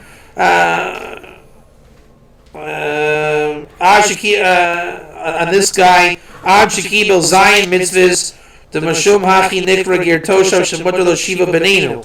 The Ger Toshav Shinis Yashiv, Lagura Amas Yisrael, Yoschir V'Lakito Ma'achar Shadasu Lehishtakal Derech La'avol L'Yisrael Le'olam V'hu Kibush Tachas Yadeno Muchrak Avodoseno Harizek Eved Olam Le'inyan Shabbos. So he wants to say it's when we're on our land, the Jubilee, conquered. That is the Rambam Ger Toshav. Meaning the Rambam didn't know of the Rashba's good guy. So either you know about a good guy or you don't know about a good guy. The Alter Rebbe is only talking about the bad guy. The Rosh was talking about the good guy. And again, the question always revolves around which guy was the Rambam talking about. You can read into it one of two ways. We know the Rambam was talking Kriya Sinai. So was the Rambam saying this or that, or was he saying both? That's always the question. See how the story doesn't change. I've been saying this now for hours and weeks and months and years and whatever. Ulefi shamashul begufo lishtavid bo kamo ben amaso mamish hakbido toira Allah shalula sus rabba b'shabs. Names of the Rambam and the Rashba pligi im ger toshav sheiros chir l'chito shayashar mitzvahs. So it looks like the Rambam and Rashba are arguing. Does that make sense? According to the Alter Rebbe. Uleidat mitzaynu chilu kein hivchei bein harama Rashba halachazo. I'm really upset that I didn't learn this before. Again, when I got this from Rabbi Garlitsky, he only gave me a very small window to look in. I don't know if I understood that it was how apropos the Rebbe's words were here. The Rashba wrote, She'ilu haya evid, o shivcha, oisim malachis rabban, shalom adasenu, v'nikar she'ina oisim ladashu, motor ve'ina mitzvah lefrisho, aval, mepashtus loshen rabba, mashmash asr malach, l'tzoyrach Yisrael, rabba, bein adaso, bein shalom adaso. So there's reason to think that they're arguing, just for an outcome of the law. Yesh tomar the pligi begeder ha-mitzvah. Vayina fashbid ha-sekva ger sheyesh the parsha b'shnei. So there's two ways in our verse. What verse is it? I always forget this verse, the life of me. Exodus 23. Is that what it is? 23:14? What is it? 12? 12. I never remember that. But there's two outcomes that we can learn, theoretically. The first, that we have to rest like a Jew, right? On Yom Tov, Chol Moed, and weekday. She'ena shaychis leben ha'ama v'ger atzmam. Klomar, sheshvisas avdo, v'ger toshav. He bechlal shvisas Ve'evid shalhem the ka'asher haim oisim alacha of or Yisrael chaser b'shvisas, missing for them with the resting of a Jew. So it has to be a non-Jew completely, because the ger and the servant are enough like Israel that you wouldn't be learning something. The second way, and this is all theoretical background. I know it's a bit taxing, but Shvisa Shaychis Gam Leben Ha'am V'Ger Toshav Atzmin Avdu Shel Yisrael V'Ger Toshav HaShaychlo Kal chiyuv al gufam liyud b'matzav shel shvisa v'ayin nafash b'yom ha'shabbos ela shazhara dvar zeh ino ala evid v'ger toishav atzmim ela al Yisrael. Shehu muzhar sheben amasov v'ger lo yasam malacha. Okay, the first one would be talking about the ger would be doing malacha for himself, and the worker would be doing it for a Jew, whereas the second option is they're always doing it for the Jew. See, is it all basically slaves or servants to the Jew, or is there such a thing as doing it for yourself, doing malacha for yourself, and not for your rabbi? A good ger versus all bad ger. So when you read the 23:12. When you read 23:12 in Krisus 9a, you don't know if, and this is for all the time when we read Krisus 9a, is there room to say a good ger? He's doing Shabbos for himself. Or is it always, just don't make me my coffee? That's always the distinction you can learn from that. And that's what the Rebbe is saying. So it looks like the Rebbe is saying only for your rabbi, and the Rashba is saying sometimes for your rabbi, sometimes for yourself. Even though she'enam asurim ela b'malachas rabam aval ha'atzmim mutrim b'malacha hari zeh mishum shechiv v'yinefash v'isr malacha inam mikos atzmam shahari inam yisrael shechul aleim chiyuv shvisa ela rak b'nei shaychs Yisrael hayu tam avdo shel Yisrael v'ger tosha v'shaych Yisrael. Okay, so again, there's a strong inclination to say it's servitude. Zeu shorish achilu bein das Rashba and the Rambam. Is that what we're saying? This is the difference between the Rambam and the Rashba. Again, the Rebbe is very long-winded a lot of the times when he says this. Again, the das Rashba hazhiru Torah bilashona. And he's quoting Yevamos 48a, 48b.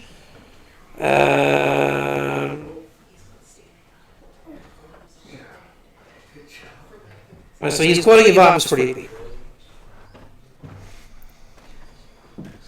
Shalom asos malachtenu al yedei avdenu v'lo al yedei ger toshav dahainu shvisas evid v'ger toshav prak b'malachtenu b'shvisas ish Yisrael v'dumia d'shor v'chamor d'mechad kra nafke t'ksiv yano shor v'chamorcha v'ayin afash ben ha'masech v'mash shor v'chamor anu mitzvoyin alav af avdenu anu mitzvoyin alav l'chein ve'evid shekibush takas yedenu hari b'siyas malachim avur rabo hari hu mevato shvisas rabo b'shabbos u'matam zeh asr le'evid oro. See this is it.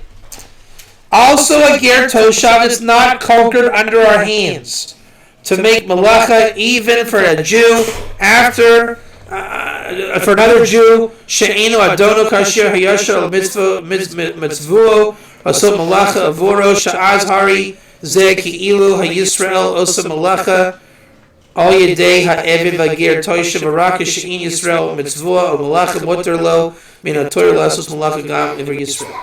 So the righteous ger Noahide that we talked about, he is called not conquered under our hands. There we found the lingo. James, did you hear this? No. He's not conquered under our hands. He's not lakuf or what? He's not conquered. Yeah, what's the Hebrew? She'eno kibush tachat yedenu. Ma she'en kein Rambam shvisas evid v'ger toshav shaychis le'evid v'ger atzmo. That's us. Ma she'en kein the Rambam shvisas ha'evid v'ger toshav shaychis le'evid v'ger atzmo.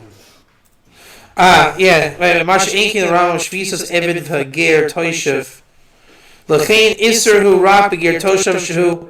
Wait a second. Masha Ein came to the Rambam. Shvisas Evid V'ger. So the Rambam says the opposite. the Rashba is saying he sounds like he words it weird. He's saying the Rambam is not like the Rashba who says they can do Shabbos for themselves.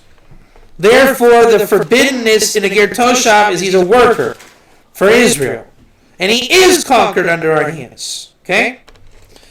L'chein sfira leila Rambam shagam im hager toshav asu malacha l'Yisrael rabo shalom medas rabo harizeh asur ki'in isur mitzad shvisas Yisrael ela mitzad shvisas hager toshav atzmo. L'chein sfira leila Rambam shagam im hager toshav asu malacha l'Yisrael rabo shalom medas rabo harizeh asur ki'in ha'isur mitzad shvisas Yisrael Ela mitzad shvisas hager toshav atzmo. Aha! The Rashba uses the logic that a ger toshav, non-conquered, can do Shabbos for himself. So then the Rebbe asks, what does the Rambam do with that principle? And that is called, I can choose to make a cup of coffee for my rabbi even though he didn't command me to. In Talmud, you have to use everything. So the Rambam uses that tool for something else. So that's the nafkamina. That's what comes out of it. The Rashba says, I can keep Shabbos myself. Rambam says, I can make coffee for my rabbi myself. See the difference? That's where the dispute is. U'la'idach stam ger toshav she'ena lakito schiro she'Yisrael ha'osim alach le'Yisrael. You call them a plain ger toshav? Hold on. Ha'osim alach le'Yisrael afilu b'tzivoy Yisrael ein b'zeh Yisr min ha'Torah ki ger toshav kazeh lo shayach shetum shel alav Torahs Shabbos kivan she'eno ke'eved oilam shel again. Idach stam ger toshav is not a servant of Israel. So then we just got what the Rebbe refers to as an actual ger toshav. Hold on. The one who makes malacha for Israel. Even b'tzivoy de Yisrael. A ger toshav Shabbos goy. Ein b'zeh Isur min ha'Torah. This is not, he says, the big chiddush. It's not forbidden. A stam ger toshav. To him making me my coffee, and I tell him, make me my coffee. It's not forbidden from the Torah. Why? Ki ger toshav kazeh lo shayich shetumshech alav Torahs Shabbos. Kivan she'eno ke'eved oilam shel ha'Yisrael. Wow. So he wants to say, only a slave has the Torah saying the rest of them on Shabbos. If I command James to make me a cup of coffee on Shabbos, this is the question. Nobody had James in mind. Right? The Torah is only talking about slaves. So I can command James to make me a cup of coffee. The Rebbe's asking the question. Can I or can I not command James to give me a cup of coffee? Because the Torah is only talking about slaves. That's if you go like the Rambam. The Rashba says, of course you cannot ask James to make you a cup of coffee. See? Ubezeh yesh lahosif bior b'shinoi nusav bein lashon Rambam the lashon Gemara. The Brisa there speaks the Tanakama lashon ger toshav muter lasos malacha b'Shabbos la'atzmo ki Yisrael. Okay, so he's quoting again Krisis 9a. He says Krisis 9a is going to be the answer. Now, b'tzarech bior amai shina harambam miloshonim shel Ri v'rash shepsak mosam oisim malacha b'Shabbos la'atzman v'ki min train lasos malacha b'Shabbos la'atzman kol brisa. Okay, so he's building up the argument again. The Rambam paskins like the law. Alright, so he's really building it nice. Al pi hanal yesh lomar tam shishino brisa levino shushachila bein das das tanakama. Okay, so again he's getting into the discussion of Priestess 9a. We're almost back to our place.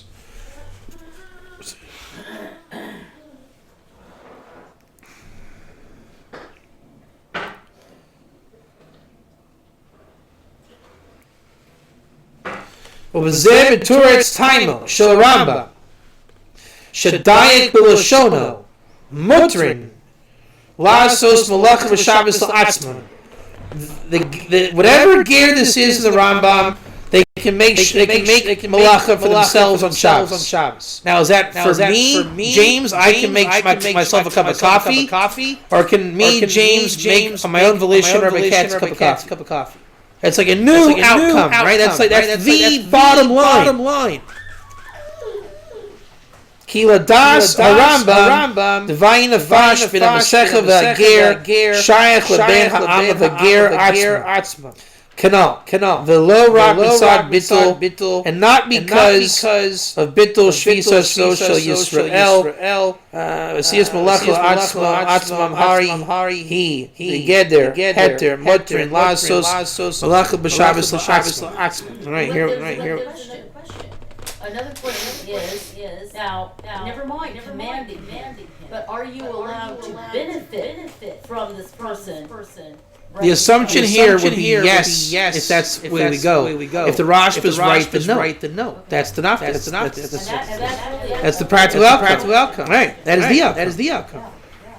Al pi kol hanal yesh leber diuk lashon Rambam shehuzkak lehaisi halashon shas mudin lasos malach Shabbos latzma push the honey loshitas Rambam ebedzeh shadino kagir toishav Eino mafkeya etzim chiyuv shvisa v'adar rabbezel oisim malach Shabbos arizeh kain geder heter so it's malacha again if you're gonna make my coffee, James, do we do it out in the open or in private? That's again a further right. So you see how they're getting down to the nitty gritty, right? The real point is whether or not you can benefit from the But again, where is he going to make it? In the closet or out in the open? In order to explain the reason, Shebe'em is ein oistrim alav asos malachim v'hesia. Okay, so he's just going to go on again about where does he do. We call him Mauricio, and he talks with his hands. Yes. Okay, good. I'm going to be quiet, but Yeah. You have no idea what happened. Do you know what happened? Did you hear? no. We're suing the airline. I didn't come until today. Oh, what do you mean? It was a disaster. Oh, then you can make Aliyah to Ben Sale. It was. I'll tell you the whole. It's the story. All right, here we go. So now we're finally going to get the answer. Right? Everyone hear the question? Yeah. And he's spelling it out to the nth degree, right? I know. Hang in there. Let's see. Sometimes you have to clarify the question. The question is, all the time it's the Rashba and the Rambam understanding Krisis 9a, Shabbos for the non-Jew, okay? Is there a kosher non-Jew doing malach benefit from that coffee? Okay. Hine huva le'el, sif dalud, shel das hamagid mishnah, gam harambam sfir le karashba. Okay, so everybody's holding like the Rashba. It's a good non-Jew, right? The filu eino schiro. Now it makes sense. I'm really upset that he didn't tell us this, James. That he didn't tell us. It didn't go to, yeah. It's kind of well known to start at the beginning of the Rebbe Siddur. We got the answer, but now I see how geschmack it is. He doesn't tell the problem, right? Right. The filu eino schiro. See now he's not a worker. Eventually, we're going to do a little bit of a recap. Because it was pretty yeshivish. Yeah. Aser min hatoyer lasos malacha letzoyrech Yisrael v'lo matzeinu heter ela ba'isa malacha atzmo. Okay, this is the righteous non-Jew. He cannot make me my coffee on Shabbos. V'od zos chaluka shitas magid mishnah medas admor zaken. Remember, the Admor Zaken is the Alter Rebbe. He's going to say They're all servants, and they can make me my coffee, right? Okay. But he says that the Magid Mishnah argues on the Alter Rebbe. Shoshita so that according to the Magid Mishnah, Sfira Leila Rambam, Shenachri, Shaloki Belalav Shiva Mitzvahs B'nei Noach Eino Bechlal Isser. Darak Misha Kabbalah Shiva Mitzvahs B'nei Noach who's the Torah Al Shvitzas B'Shabbos L'Torah Yisrael. The Lokashi only a Noahide is a kosher non-Jew. Okay? What was that Nokri though? Hold on. The Lokashitas Harashpa. Shesfir le de gam evid. Shalo kibel alav shiva mitzvahs b'nei noach even afilu oivid avodah. Remember, this is your thing. You nodded that. The Rashba says nobody can make you your coffee. Nobody. Even an idolater. There's your nachri. Okay. Well, But the Magid Mishnah, hold on, the Magid Mishnah wants to say a Noahide. So now the question becomes, I want coffee on Shabbos. The question becomes, can a Nachri idolater make it for me? Or not make it for me? A Noahide? Or a proper Ger Toshav? Right? Okay. Mitzvoyin Allah Masha'en Kain, which is not to say the Alter Rebbe, who wrote that the Rambam says, the Kiyum Zayin Mitzvahs, Eino Inyan Isser Malachos B'Shabbos. Sfir Le Shagam the Rambam Hu Sheschir Lakir Lakito Asur B'Malachos Rabo Hu Gam Geshaloki Bel Asur B'Malachos Rabo. So the Alter Rebbe is saying, even the Nachri cannot make me coffee. 1 second. How's it work? 1 second. 1 second. But it's me. It's me. It's not for himself. It's only for me. And they're all slaves and these things. What if he was making it for himself? He's not. He's only concerned about me. But he can't make it for himself and you? No, that's the thing. It's either this or that. Hold on. We're going to get to a good place. Then a regular Ger Toshav would be considered a slave? Yes, he's a worker. Because a good Ger Toshav would make it for himself, and that's not what we're saying. The Yeshlabir Svaras Pelugasa Bain Shitas Admor Zakin and Shitas Magid Mishnah. Now and again, now he's saying even further. The Alter Rebbe and the Magid Mishnah, a further distinction, have an argument that the reason is because of the resting your slave on Shabbos is an Evid and Ger. Wait a second. Admor Mashidus Magid Mishnah Shatoloi Shasivus Vatam Chalos Torah Shvius Shabbos Al Evid Veger Toshav Atzmim Kenal Baruch Shazohi Shidus Rambam. So he rephrased it again, but this time it's the Alter Rebbe and the Magid Mishnah, and the question is, what does it mean that we have to rest our slaves, and the Ger Toshav does malacha, work on Shabbos for himself? Now again, does that mean from me, the rabbi, or for himself?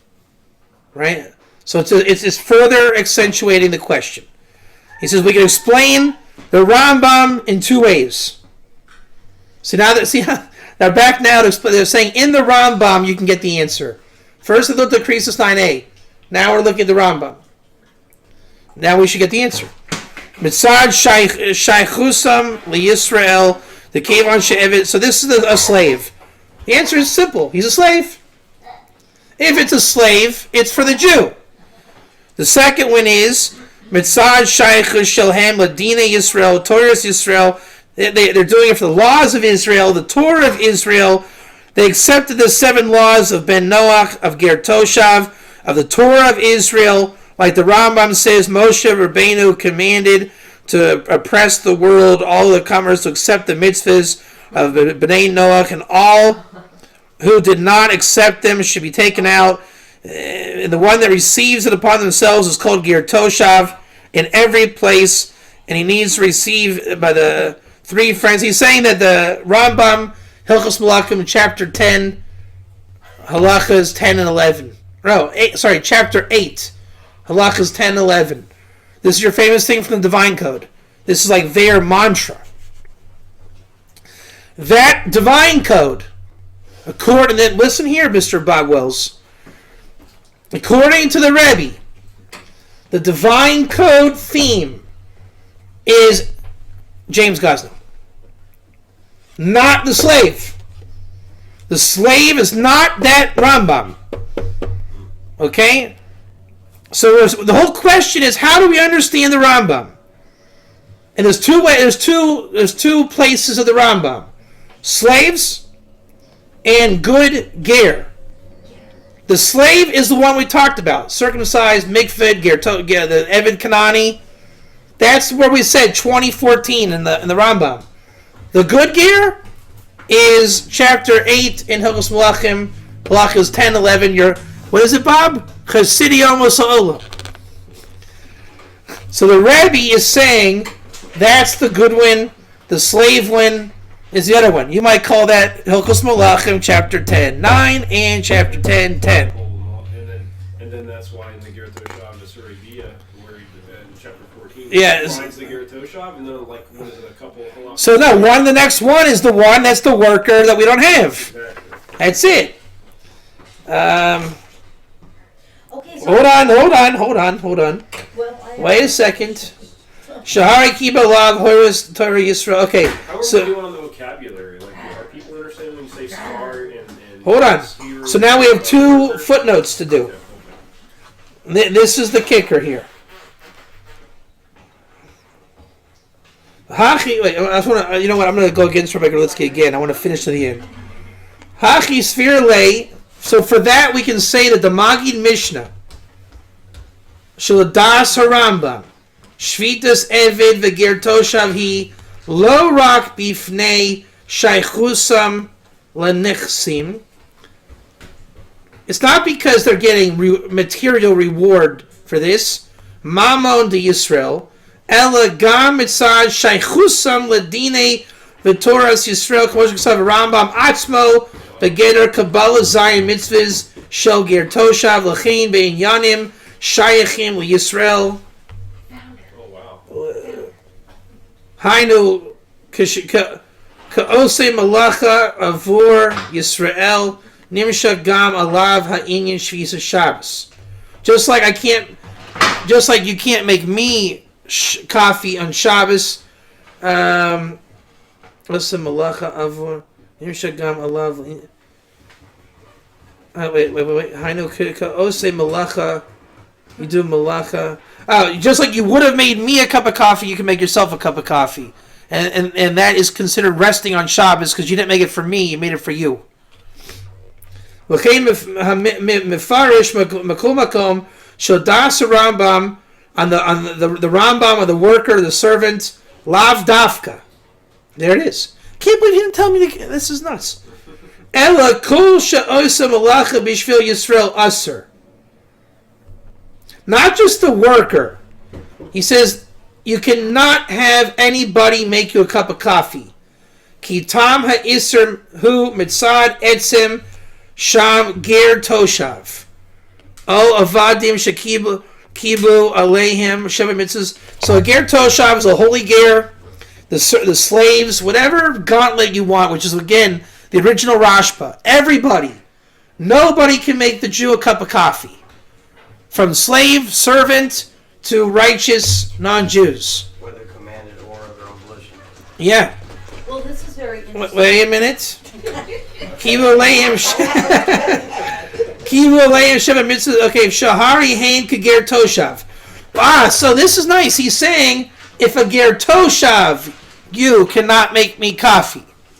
So what do you call a servant? Like a Ger Toshav. So that's what he means. So if you're a slave, you're like a Ger Toshav, just like a Ger Toshav, a righteous non-Jew. doesn't make me a cup of coffee. So to a slave servant who's like a ger toshav doesn't make a cup of coffee. Don't. So that's what they're saying. Everyone wants to say, where do we learn you? The question is, where do we learn them? They're learning it from you. Yeah, right. They think that you're the Chiddush. No, they're the Chiddush. He's the slave, Ger Tzedek, that doesn't want to do the tzedek. He doesn't want to get circumcised. Right. He's freaked out, so he just wants to keep the Sabbath. That's it. That's it. Shahari Hank, and the other guy is an Akum that did not accept the 7 laws. Anu As. This is your question, now, Miriam. Anu Asur, but it's not forbidden. Malachto for a Jew. It's not for. So the Rebbe wants to say a total Nachri is not anywhere related to Ger Toshav. So they can be asked to make you a coffee. Yeah, well, hold on, we're not done. Let's see what he says. Ki Shar Sheyachul Alav Din. He has no relationship to resting on Shabbos. He doesn't know what it means. In practicality, at least the slave is in your house. The servant's in your house. The ger in your gates is your house. This guy is a church guy. He's the guy that's going to take upon the 7. Okay, now I have to ask this question because I saw this in Israel a lot. Yeah. Where they have foreign workers. People in Israel have foreign workers. Yeah. Some of those foreign workers are You have to know if you're giving the meat to the ger or selling it to the Nachri. right. It's the same thing. Right. Yeah, and that's what I'm getting at. This is very applicable to today. So basically, when you have a worker in your hotel, you have to know if he believes in another God or the God of Israel. No, okay, that's a hotel. Yeah. But I'm talking about people who hire a foreign worker who lives with them. That's fine. You have to know where they hold. And some of these people are on the road to conversion, so they are ger toshav. That's why it's complicated stuff, isn't It's it? very complicated. Yes, it is. Masha in came the Rash. So this is not like this. You like that, right? Not like the Rashba. The Rashba says everybody's forbidden. And it's very, very applicable to today. 100%. That's why that's the whole deal. Yeah. And Not only is it applicable today, you have to know it today. absolutely. You have no excuse not to know this. Especially in Israel. Especially. Now, the 2 footnotes. Look in the Taz, Yerodea, Rambam, Ger Toshav. So the Rambam supports this in other places. They quote Sanhedrin, Croesus 9a. And your famous footnote that you love, which is over there. Croesus Sham Benogea Lager Toshav. So what the whole thing that makes it work, where do you get the idea that there's a Ger Toshav who's not conquered under the hands of Israel? And the Rebbe wrote this with his own hands. Ksat Gerus. There's something called an alternative conversion. It's a partial conversion. Ksat Gerus. Okay, but what is a partial conversion? It's Ger Toshav. It's Ger Toshav. Yeah, When okay. the Rashba says Lahid Gayer, So that's a half. when the Rashba says Lahid Gayer, you can either be a Ger Gamor, a convert, or Ger Toshav. You take on 7, then you take on 1 more, blah, blah, blah. Right? Well, then Ger Gamor, which is a convert, Yeah. according to this. Yeah. Then you have the Kasat Ger, That's right. right, which would be what Rabbi Chlorpin called a half year. Yes. That's what a half year. Yeah. So that concludes the Sikha of the Rebbe. That was 2 hours. I know the Hebrew was tough. I had to get through that for myself for the first time. Oh, and you Did know you speak with your hands? some of the rabbis do know this stuff, and it does bother them a lot. And that's why when I went to try to get a job in somebody's house, they didn't want to hire me. They wanted to hire a foreign worker. Yeah, right. I understand now why Galitsky did this. Because if you don't know the inyanim of the worker, the slave, it's a balagan. I mean, I only got it recently. If you just go where he showed us, it was enough. I mean, to show the Rebbe held ger. You might have a second time Tuesday. There is no such thing as a Shabbos. Yeah, well, I want to dafka, because I got it now. I got it. I mean, I got it. I completely got it. This So is why I don't understand. I don't understand then how in the world, in the Torah world, there can be the concept of Shabbos Goy. if you don't want to hold like the Rashba, now I don't know if every poskin like the Rashba. Right, the Rashba says you've never had an excuse. Right. So, well, probably it comes that we don't poskim like the Rashba. But the Rashba allows you to know that there's a good non-Jew. Then you can say the Rambam agrees, the Magi Mishnah agrees. The Rebbe is coming to say it exists. It exists. Everyone wants to say that James Gosnell is a chiddush, or that isn't written. The Rebbe is coming to say it's the opposite. All we know is the Ger Toshav not conquered under our hands. Yeah. It's the slaves and everybody else is the chiddush. The novelty, no, that's the answer. So Noahide has more connection to the Sachir, the worker, than the Ger does. Because if it's a bad Ger, at best he's like the Ger Toshav. So I'm saying the language. If you want to say the Ger Toshav is negative, at best it's lingo like Ger Toshav. So if you were to say there's like Ger Toshav, you listen to this? There's like Ger Toshav and Ger Toshav.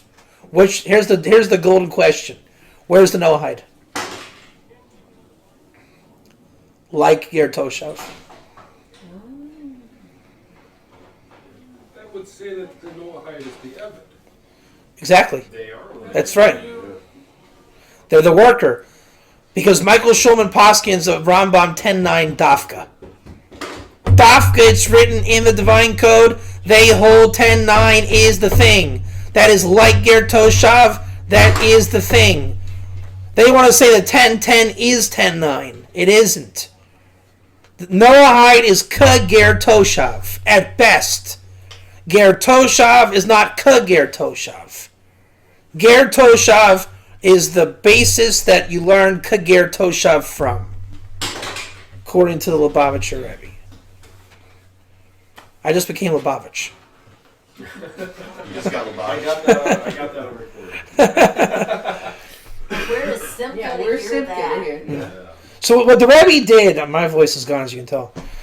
What the Rebbe did, Want me to get you something? Some water? I think I'm ready for a cup. You have coffee? Or the mocha stuff? You can make them a Not coffee Shabbos. today. The mocha, the cold mocha stuff. Okay, I'll ask my wife. Yeah. I'll get it. What the Rebbe did was he really radicalized this discussion. You see, he drew out. It's like the ultimate man.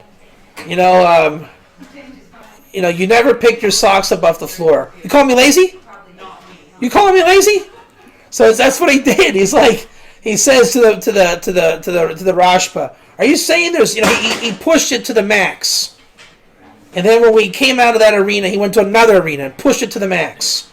Basically, the Rebbe pushed up against a wall, pulled your shirt up, and said, what do you think? Is there a righteous non-Jew or not? At the end of the day, you have to say, yeah. The Rebbe or an Alter? The Rebbe. The Alter Rebbe held something else. But when you look into the Alter Rebbe's works, he wasn't trying to be definitive. He was only talking about the Shulchan Aruch 304. He's only talking about a certain knot. He doesn't want to be all-encompassing. Yeah. A lot of people think he's all-encompassing, and that's where like the divine code comes from. Right, the Divine Code is only talking 304 in the Shulchan Aruch. It assumes, thank you, it assumes that Rambam chapter 8, 10, and 11, by Blumenstiel's writings, by the way, is the same as 10.9. And the Rebbe says, dafka, they're not the same guy. So much definition that you have to know to be able to say. Oh man, I'm not tooting my own horns. I'm probably the only guy on the planet that understands this sikha. Well, this is just really important. It's extremely important because the bottom line is not only defining who is who, but can or cannot a Jew benefit? He did, but he didn't. Yeah. Because whether or not a Jew can benefit from it is whether we're breaking halacha. We are. Well, we are. I saw it in South Africa. I saw it. Let me ask a different direction. What if, let's let's say the rabbi is suffering from jet lag. Yes, he is. He needs a cup of coffee on Shabbos because he came in Friday. He probably is going to sue United because they kicked him off on Wednesday. The rabbi is suffering from jet lag because he came in Friday afternoon and you want him to be able to survive the next couple hours. So you give him some coffee, make him some coffee on Friday evening. Would that be benefiting the ger, the non-Jew? It depends on that ger. If that ger should not be making him coffee, then that ger did a crime. It depends on how the coffee is made, too. But I'm saying maybe he's making it for himself by giving it to the rabbi. Okay, so that ger needs to be honest with where he's holding with God. But I'm about tshuva, right? We all had this game. You know, it's, you know, the famous, my friend Ted, he's a bless his heart kind of guy. It's like, you know, your elbow accidentally hits the light switch. Oops! Oh, I accidentally turned the lights on Shabbos. My bad. Right? We all play this game until we talked at the beginning today about commitment. A ger toshav who is committed will not make that coffee. Until that commitment, he probably is allowed to make that coffee by some opinion. We've been saying this, Bob, since day one. I want this to be perfectly clear. It's just on the shout. Yeah. But I want this to be clear as crystal. There's no denominations of Gerim. All there is where you are. What kind of Ger you are the ruler of what Ger you are. And you have an honest relationship with God based on that. If you break Shabbos like Yontif, like Chol Moed, you decide what kind of things you're going to break and not do and all that. You decide. But then God is asking, just one thing. Live up to it. Don't be the guy that comes in, I'm Ger today, I'm not Ger today. I'm Ger today, I'm not Ger today. Live up to it. That's all God is asking. And don't be static with it, because life is not a static thing. The Jew thinks that he doesn't have the same issues with God. This is where Jews and Gerim are really one. The Jew is constantly doing tshuva. Right? My question, my tshuva, do I accept the coffee from you? One of you probably would be willing to give me a cup of freshly cooked coffee on Saturday. I have to figure out where I'm holding. How much do I believe in ger? Do I accept the coffee? I have to live up to it. Okay, does it matter if someone's just being nice to give you a cup of coffee? That's not the same thing as you telling them to do something. There's levels of commitment here. James is going to have to get to a point where he's going to have to realize if his congregation wants him to break Shabbos, is it in his best interest? Okay. Maybe a year ago he would have broken Shabbos. Now, let's say I'm not perfect in the halacha and I want James to break Shabbos for me. Does it affect my own egg Shabbos? That's right. Affect Now, let's say I get the halacha wrong. Affect me. I get the halacha wrong. Kind of depressed because I'm Right. turning on the AC. That's it. Or I get the halacha wrong and I ask him to do it. He has to figure out. Do I tell Rabbi Katz? No. So this is what I wanted to announce in this conference here. I didn't get to do it in South Africa. You know the real secret of a ger keeping Shabbos? The more James knows what I can and can't do affects his own Shabbos. The more he can articulate. yes. See, he's not keeping it the same way I am. It's a different thing. It's almost like it's male-female. It's like he knows it to be around me. It's husband and wife. He has to know it so well that when I get the halacha wrong, he has to say, I'm sorry, I can't do that. So why is the Nachri able to be a Shabbos Goy? They don't even know there's a question. If I say, hey, Marty, can you turn the lights on for me? He's glad to do it. He doesn't know any different. If I blatantly say, James, turn the lights on for me, he's going to think, Rabbi Katz, the dodgiest guy I ever met in my life. But if I ask the church guy, he's going to say, well, the Jewish guy asked me to turn the light. What a man-check guy is. Yeah. And you know something that's interesting is one time Bindle and Anita were arriving at their destination. It was going to be after Shabbat. And this Jewish guy was saying, and of course he's not Orthodox, and he's saying, no, don't worry, I'll come get you. And Bindle says, no, you cannot, because I will not be responsible for a Jew desecrating Shabbat. That's it. So then there's a difference between saying that from your heart, but the real ger cannot say it from the heart anymore. They have to know the law. You'll say, well, that's easy enough to study the law.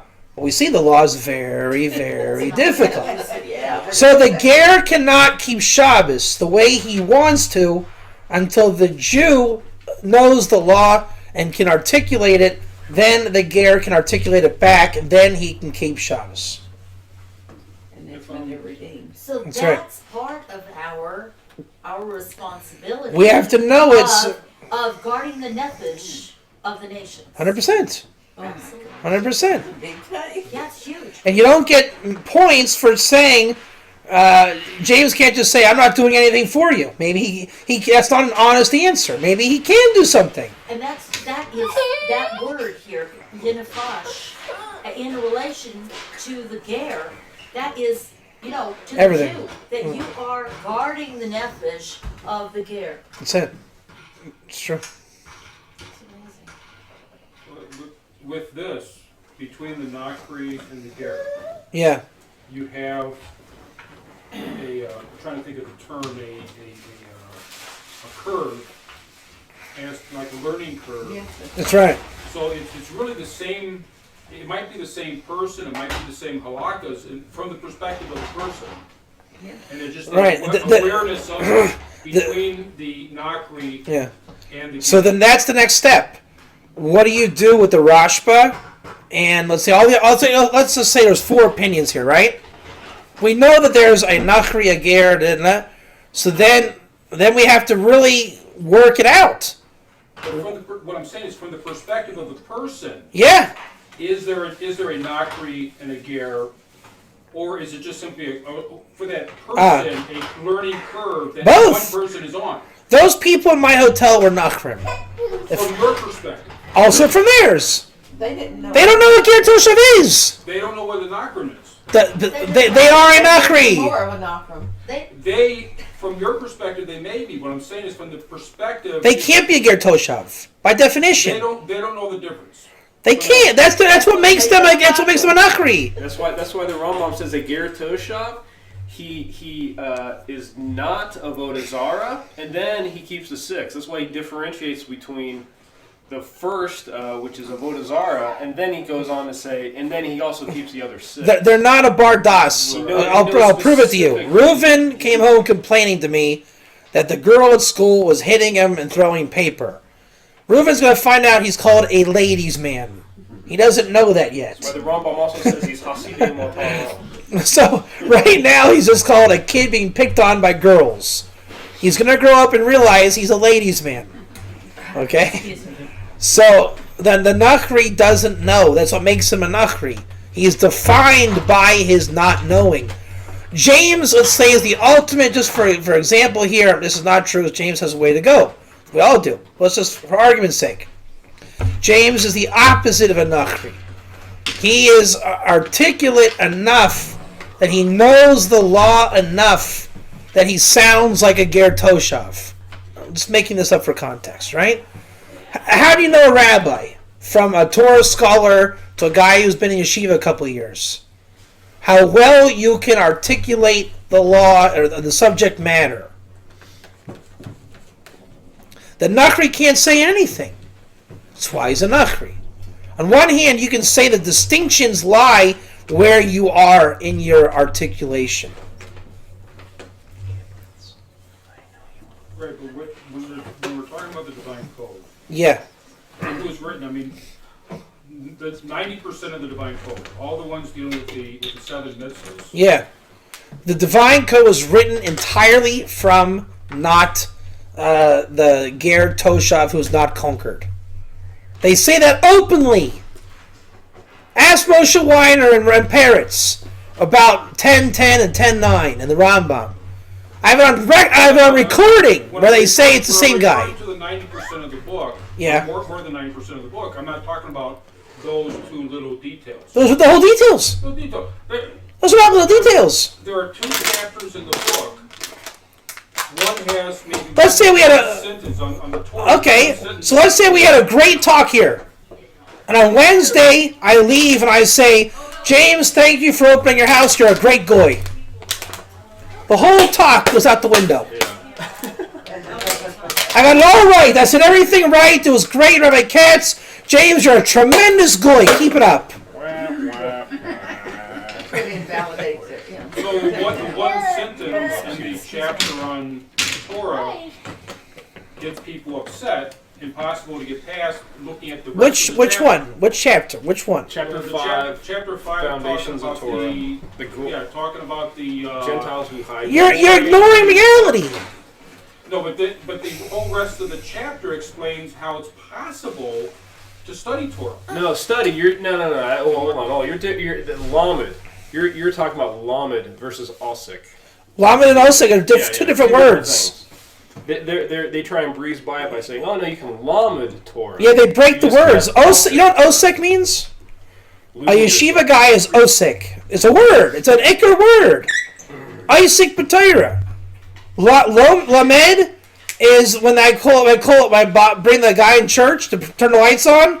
Oh, Rabbi, how come I can do that? Well, a non-Jew can turn the lights on for a Jew. He just learned Torah. Except that we're told that we're allowed to delve into exist ways in the areas that apply to the. That's right. Okay. And so we're talking about the deepest way. Okay. What's your question? My question is, how is it that we're having difficulty with one sentence that is part of a much larger area, much larger chapter? We get caught on the one sentence and we say, I can't deal with this. Because you're not addressing reality.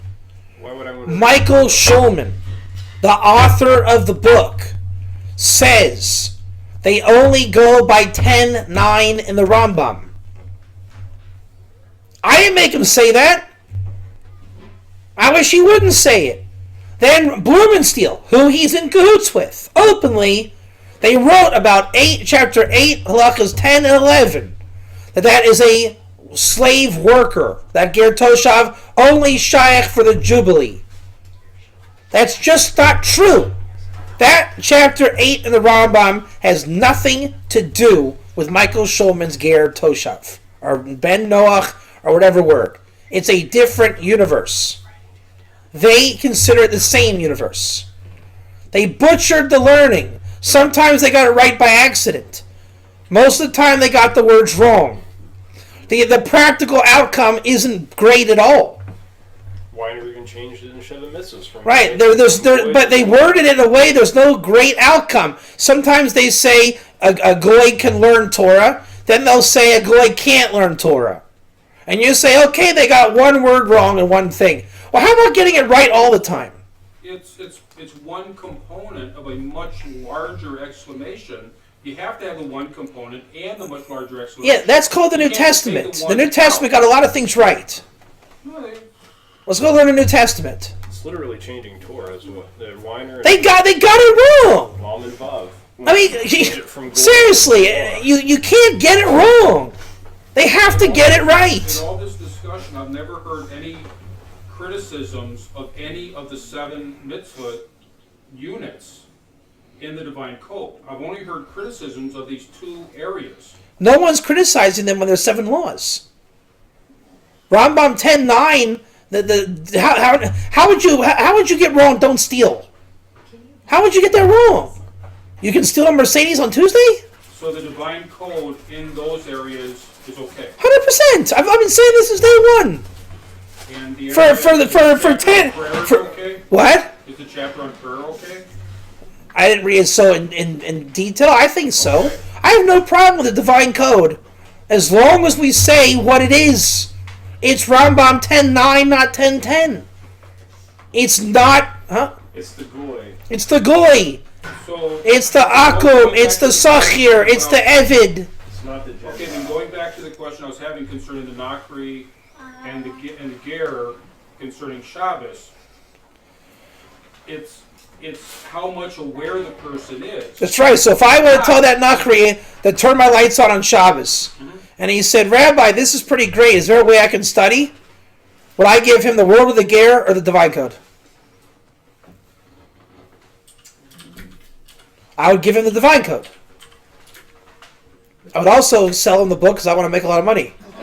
No, but I would give him the Divine Code. It's for him. I would say read the World of the Ger because it's interesting. I would give him Divine Code because it's practical. Where does the Ger get his detailed halakha? We said there's no halakha today for the Ger. Definition. There's no halakha for the Ger. So, I guess it's because I spend so much time. I told you, I called Rabbi Eisenstein. I said, what is the halakha for the Ger? He said, today there's no halakha for the Ger. He lives in a range between the 7 and the 613. That's why he's called a sojourner. The bottom line for halakha for the Ger, he keeps the 7 laws of Noah like Michael Schulman's Divine Code. Oh, okay. Okay? Now, let's say, I'm making this up for context. I don't know if this is true, but we're going to pretend, okay? You know the idea, if you kill somebody by making them go white in the face with embarrassment. Right? I don't know the laws on that, so let's pretend it's true, what I'm about to say. Okay? A Noahide has to actually kill to be over the mitzvah of killing. Yeah. Now, again, I'm making this up, okay? In the Talmud, in Tractate David Katz, it says if you make a guy go white in the face, you killed him. And that Jew in Beis Din would have to pay an arm and a leg. So James embarrassed me horribly 5 years ago, before I even knew him. Okay? So he wanted to be punished like a ger by Din Yisrael. So James owes me an arm and a leg, because he embarrassed me by making me go white in the face. A Noahide who didn't take on that stringency, he can embarrass me all he wants. He says, I'm a Noahide, sue me. One took on don't kill stringently like a Jew. The other took it on stringently like a Noahide. Well, it would go under the area of Derek Eretz, which I was very pleased to see that in the Sol Mazel book. Yeah, shkoyach. And But that's if you want to call it derech eretz. obligatory moral conduct, Okay, so we all know you can get all 613 out of 7. Yeah. No one's arguing that. Whatever number you want to pull. There's certain things like embarrassing a person, making white face where. All right, okay, so you insulted me, and you made me go white in the face, and you're over derech eretz. Are you now? Do you pay me an arm and a leg, or are you chayv misa? According to Aaron Lichtenstein's book, he explains that only the actual murder would be Exactly. So you're now and all the other understandings. So James owes me an arm and a leg, whereas you don't. Okay, so He took it on like a Jew. You took it on like derech eretz. if in the Wait 1 second. You see what I'm saying? Okay. So you pick your poison. The Noahide picks his poison. You embarrass me. How are we going to deal with it? You want to deal with it like a Noahide? In his expansive universe of Noahism? Which, he's guilty, all 613, a certain way. James says, I want to only be guilty in 7, and I want the rest of the 613, or whatever I do, like a Jew. It's called Din Yisrael. He wants to know that if he embarrasses me, it will cost him an arm and a leg penalty. You want to say, if you embarrass me, you're over derech eretz, and whatever the penalty is for that. Even a idol worshiper can go to a Beis Din and be judged by Jewish law. That's not the question. He's being judged Jewish law on the Noahide laws. The question is, are you being judged by like a Jew? Yeah. James, no, the idolater is not being judged like a Jew. It happens to be as some. Can he ask for that? Huh? He can't go to a Beis Din and say, I would like this case to be judged according to the Jewish law. Absolutely not. He's not a ger. Absolutely not. If the law happens to be the same, that's a different story. That's why a ger is a ger. James went and he learned Tractate Embarrassing Your Friends, Making Them Go White in Face 101. He knows it inside and out, and he knows how when he goes to the bank and they embarrassed him in the bank, he now knows how to not embarrass a bank teller according to the laws of Sinai. The Noahide walks in and he says, I am, what do we say in the great, wonderful book called Soul Mazel? You are commanded to know, what was the thing? No, Derek Harris, but you were, you can't say I didn't know because you're commanded to know. So you don't walk in a bank and say, you stupid lowlife, you owe me money. You're supposed to realize you don't insult bank tellers, you walk in nicely, you don't yell and scream. Okay, so when we arrested you and threw you in jail, you can't say I didn't know that. You're supposed to know you don't insult people in a bank. James didn't know it because of the same reason. James learned the tractate of how to not embarrass bank tellers. So he knows if he embarrasses the bank teller, okay, she's going to take him to Beis Din because she's Jewish, and James is going to be obligated to pay her an arm and a leg in retribution. So a Noahide is following the Torah of Shem? Noahide is following Torah. Derech Eretz is part of the Noahide law that's given to Moses at Sinai. And I actually learned that in yeshiva, that the Derech Eretz is considered the oral component to the Noahide law. It's one of the reasons why I first got interested in Noahide laws. I remember when I learned that. It was far out. They told us, I don't know where he heard it from, I think it was a Hasidic thing, but he said that there was an oral component to the 7 laws of Noah. When I heard that, I thought, wow, this is wild stuff. So the Noahide is following the Torah of Shem, where the... Why do you have to call it Torah of Shem? Well, I got it out of your book. Whereas the It's probably right then. whereas the Ger is following the Torah from Moses at Sinai. Yeah, it's called Din Yisrael. You can say Moses has the Noahide law, which came from Shem, and Din Yisrael is Jewish law. Torah of Shem is not necessarily Jewish law. And it's the non-Jew's choice if he goes by Jewish law or non-Jewish law. They have that choice. Okay. Then who will dwell in the times of Mashiach with the Jew in the land? No Hydra Ger. Depends on the person. In the land, Ger Toshav. The Lubavitcher Rebbe says it's a prophecy the whole world will become Ger Toshav. So Alan Cecil is challenging that opinion to this day. It has to be that way. That Alan Cecil will challenge it to this day? No, it has to be the whole world will be here.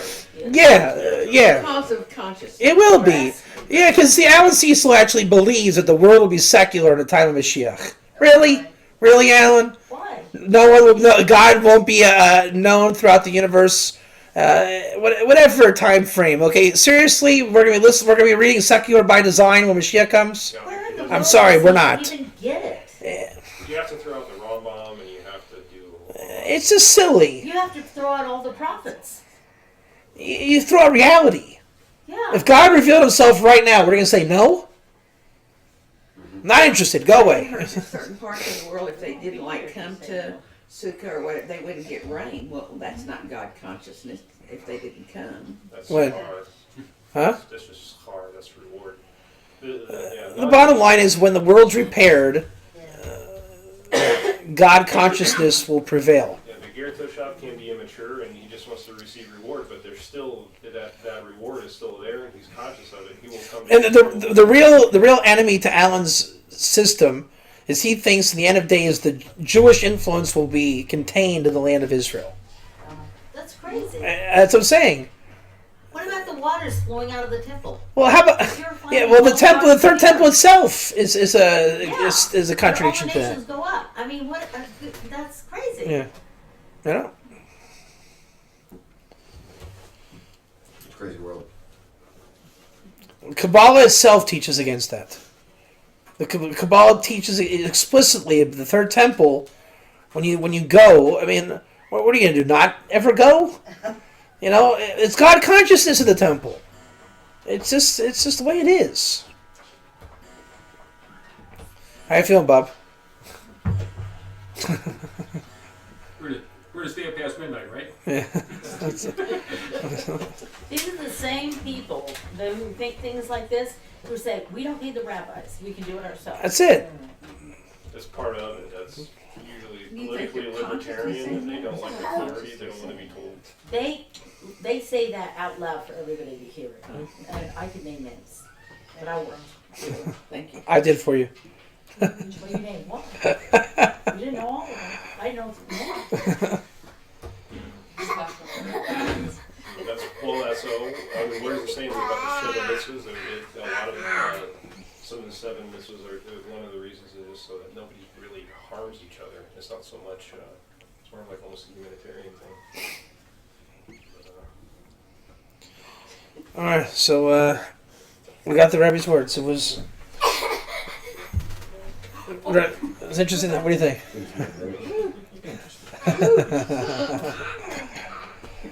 Oh, I'm tired, man. It's been a long trip. That's right. I feel for you. I boarded the plane on Wednesday. I was on the plane for 3 hours, and they had us get off. Took us to a hotel at 4 a.m, 5-star hotel. And they said the bus will be there at 7 p.m. the next day. And they said not till 3 a.m. This is in Israel? Yeah. You didn't leave Israel? No, not till 4 a.m. I got to the airport at 5 a.m. on Friday. They said it's canceled. And then when they tried to reschedule me out before Shabbos, didn't work. So I went home for Shabbos, demoralized completely. I flew out at 11 o'clock Saturday night. And I got in this morning. So already there's a $500 voucher towards another ticket. And my lawyer said there's a case to sue. It was really bad. But bad, just the way it was a nightmare. Absolute nightmare. People were furious. Travelers' Bill of Rights, and they went past those Bill of Rights. So it was an ordeal. But that's it. I made it. So. Obviously. Well, it's much better to ground the plane that's having engine problems. I don't think it was. Than get in the. I don't think it was ever broken. Well, It wasn't gonna fly. It was never meant to fly. Nothing made sense on the plane. The staff was never. I pay attention to what goes on a flight that works today. It was the same time. It was the same flight. It's another day. Totally different experience. You were in another dimension. I think there was things going on. I think. I think so too. Yeah, I think they were testing the flight for emergency situations to see how people react. Well,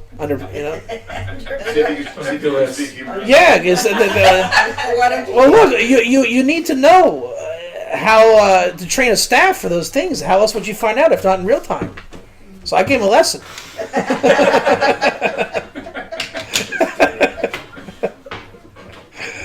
Oh man, it was nuts. Stayed at a 5-star hotel. That was nice. So it was an experience for a lifetime. I'll tell you that. But you slept. Huh? You slept. At weird hours. Every time it was like a 3 a.m. deal. So I've been having very strange hours. So I don't know. I slept on the plane a couple hours on the way here. It was.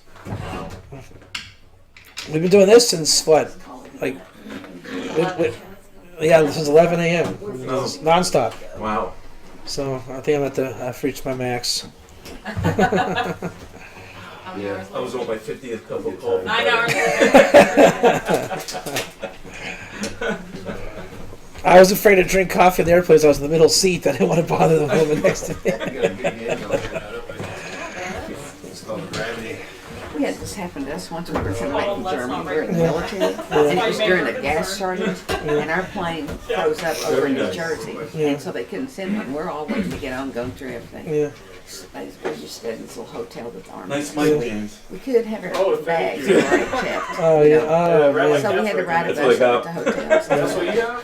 And then they said, come back at 3 a.m. Well, I had and a- get up, get our kids Yeah. dressed, I have we that, had but I 3 don't- kids, get I on the have bus, to drive step back to the down. airport. Oh, sorry, there's So I nothing wanted to yet. get him something. Go back, check Yeah, in the no, hotel again. it's crazy. This So I went on bought- for 4 I bought days. that, but now So I you got can sue for that. something else. Yes, I wanted to get and then the road when it did in come, one everybody day. was all bearded, the men, we had no clothes. That's crazy. And they're yelling, yeah, all people in the airport. Was it a regular So I said his military voice. aircraft or regular aircraft? Regular. My buddy You could've down the sued. street, his son Yeah, it's so does hard to audio sit in the work. military. They don't like it. Like he's kind of Too much. freelance. Yeah, So I no. said, like the rabbi's voice. So don't forget your So what do you, books. what do you So think? you guys, you guys, That's when what are you guys leaving? Thank you. What? When are you guys leaving? Voice. What time?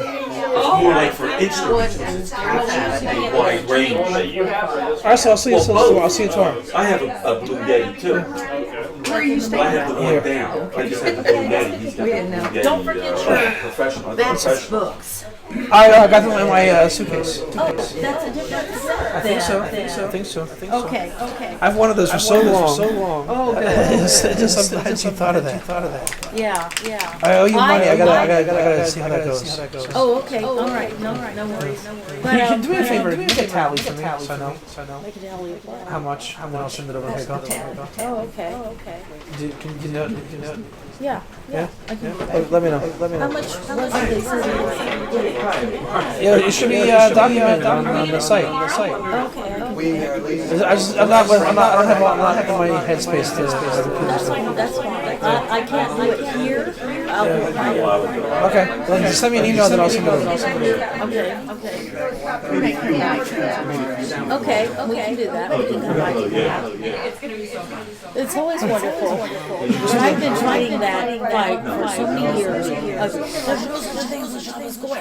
But you know, I was told, like, how can we have places like this, like we didn't have somebody to come in and do this stuff. Coming in and doing this stuff. It's a big You know, they had blood libels labeled I know. and all kinds of stuff.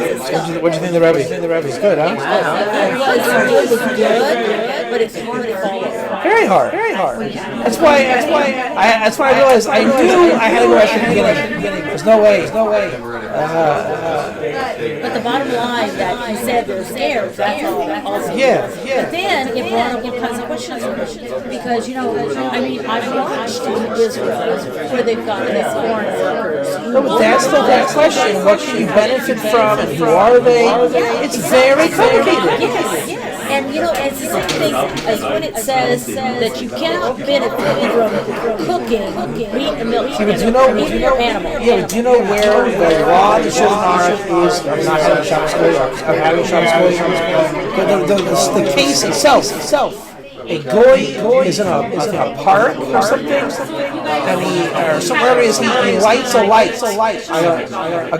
Not by himself. He lights like a light to read a newspaper. Can either Jew sitting next to him benefit from that light? So once they say yes, he can. That's what the Torah says. So once he can, then they say, you see, you can have a Shabbos Goy. Whereas the other avenue says, no way, no how. So if he's sitting right next to you and he lights the light and suddenly you can read your book, you have to move. So you don't have to. The Talmud says you can read. You can from their life. Yeah. But the question becomes Then when the light starts going, knowing what you can benefit from and can't benefit from, and knowing who they are. Ger, Goy, Nachri. You have to know that. Those are the key questions. Yeah. Absolutely the key. Right. Which is why everybody today says they're all idolaters. Because then it's like an umbrella that we can do whatever we want. And that's why there's so much resistance against the whole gift thing. Right. Because it's too hard. They basically postulate that we are not on a level to deal with it. So this is, we didn't know it because we're in Florida, they have the Noahites doing all these things for them, and then they sit down with 30 rabbis to let them take this pledge to say that they're gay, or they're, you know. See, you could do this when everyone was a Christian. This thing was a joke. Yeah, but Every Zalmanachem Yegover, who I call him, he said, I've never seen a draft. He's saying the Chabad stuff, the Dati Leumi stuff, the Sanhedrin, it's all Candyland. It's a joke. It's not real. He says they have no Kabbalah. They didn't do the Grees and the Rambam. They didn't accept on themselves, I am a ger. If you don't know how to accept on yourself how to be a ger, you're not a ger. gotcha. Because they don't know how to accept. So I think I'm the first person to teach how you actually accept gerus, sat gerus on yourself. And one So- rabbi told us not to do it, only one. Well, yeah, because The brisker say you should do it. Yeah. the You're Brit supposed to. says you have to do You it. have to. It was never a time where you wouldn't do it. Okay, so then why is it a joke? Because I'm the only person on the planet teaching how it's done. No, they don't know that I exist. They don't know that you exist. Our job now is to make this exist. So now it has to be made kosher. It's kosher. We have to make it bigger. It's already kosher. Was it, oh, okay, what about the people who've already done it? It's not kosher. Okay, They didn't know how to do it. okay, you might, if It you was was like like to one of Jim these. Barfield, you might talk to him about that, because he made a special trip to Israel to do That was a joke. Sanhedrin. Complete joke. I have to do two because I told him Yeah? to do it. Who appointed the Sanhedrin? That's what I'm saying. It's all a joke. That's what I said, it's So I like have to do fantasy, two because I right? told him to do it. It's not a bad thing. It's just not It's redemption. not kosher yet. Yeah, it's not kosher yet. But what I'm teaching is kosher. It's kosher. But I'm not right. It's going to take time to get it big enough. I don't know if they're going to follow me. I don't know if that's not even my job. My job is like a rabbi that teaches people for conversion. That rabbi is not your rabbi. It makes you Jewish. It's ultimately staying from the base din. Right? My job is to get the ger kosher. Where the ger take it from there is up to the ger. I'm not living in Chicago. I don't live in South Africa. I'm not going to hold everyone's hand. I live in Modiin, Israel, and I teach on the internet as I raise two kids, and I'm teaching people what ger is and how to be ger. If they want to take that advice, they take it. If they don't, they don't. Where's the threshold where ger becomes ger toshav? When you say, I am a ger toshav. Because I thought since it's in the midst of the Hebrew people. But there's like, you have to know, it's simple. So, number one, you have to understand the simplicity. Number two, and this is what really burns me the most, stop going to kooky quacks.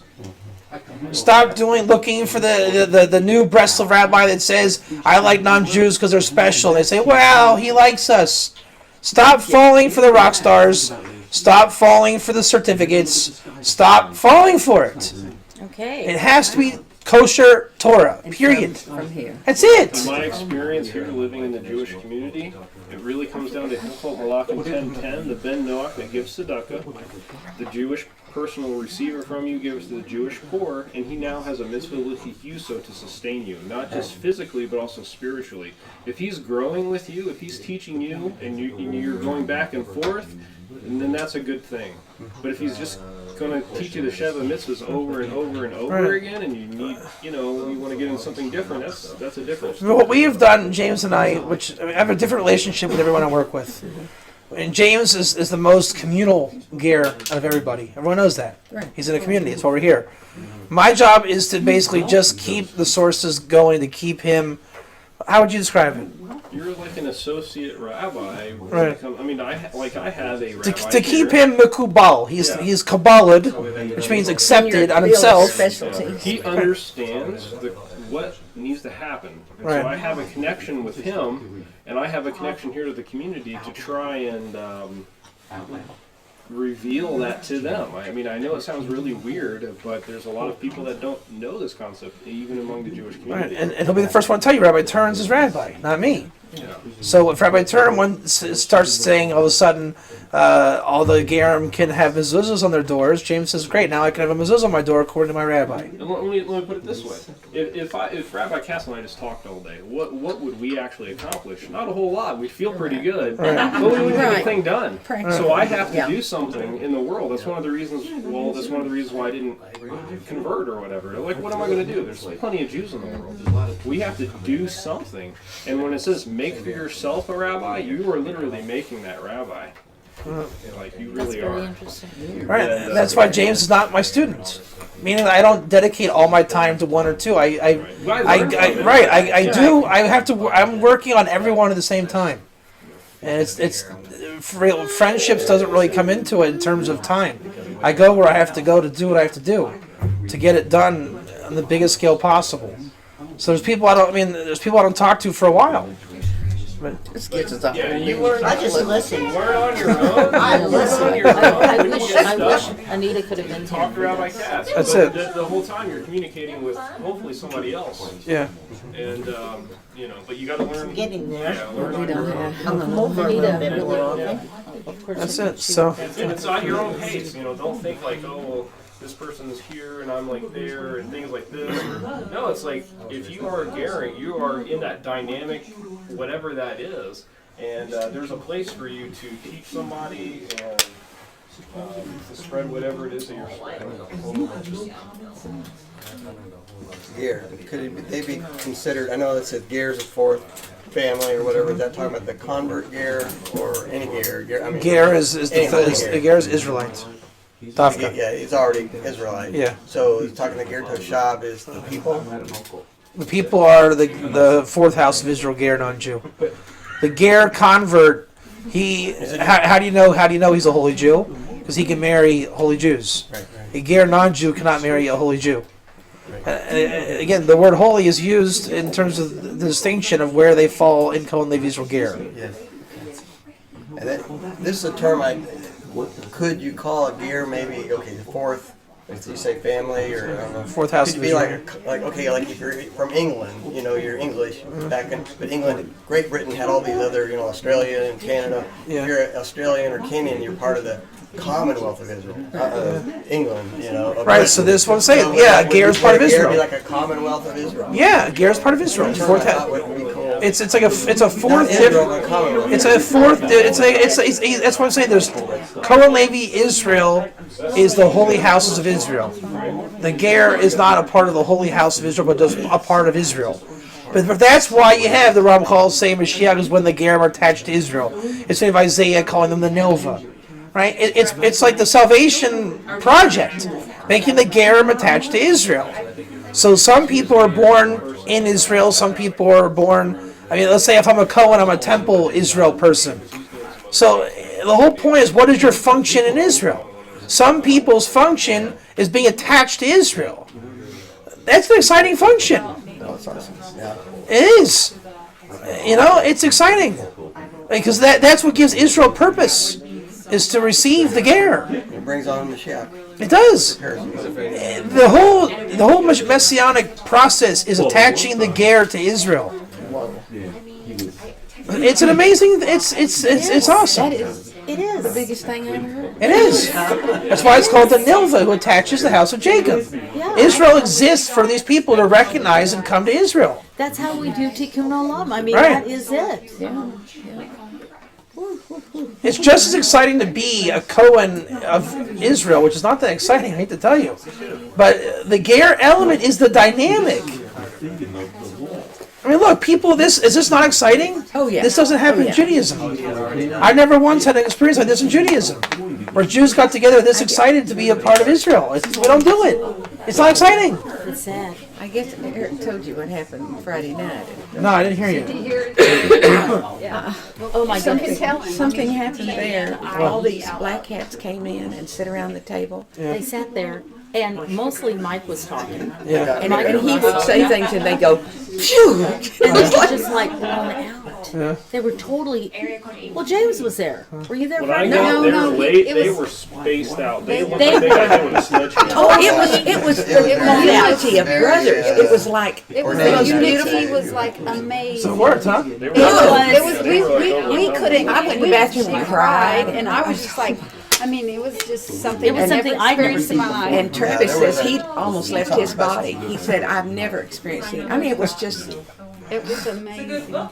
So we was- felt it was like the that's why truth. you didn't get there, because they had to do. Yeah, they had to I come told in. Eric, I said, you guys got to get That's what together they and do said. it. You knew that something. I was knew they had happening. to. I knew they had And to. that's why you had peace about it. Not Yeah. being. That was the place where I saw So they that. got to get their act together and do it If you'd have themselves. been I know there, it. yeah. I said, you guys got to get your act together and do it yourselves. I can't do Well, it. it was there was something changed in the spiritual realm. realm. felt like it was a At that shift or point, something. there was a huge shift. We all felt it.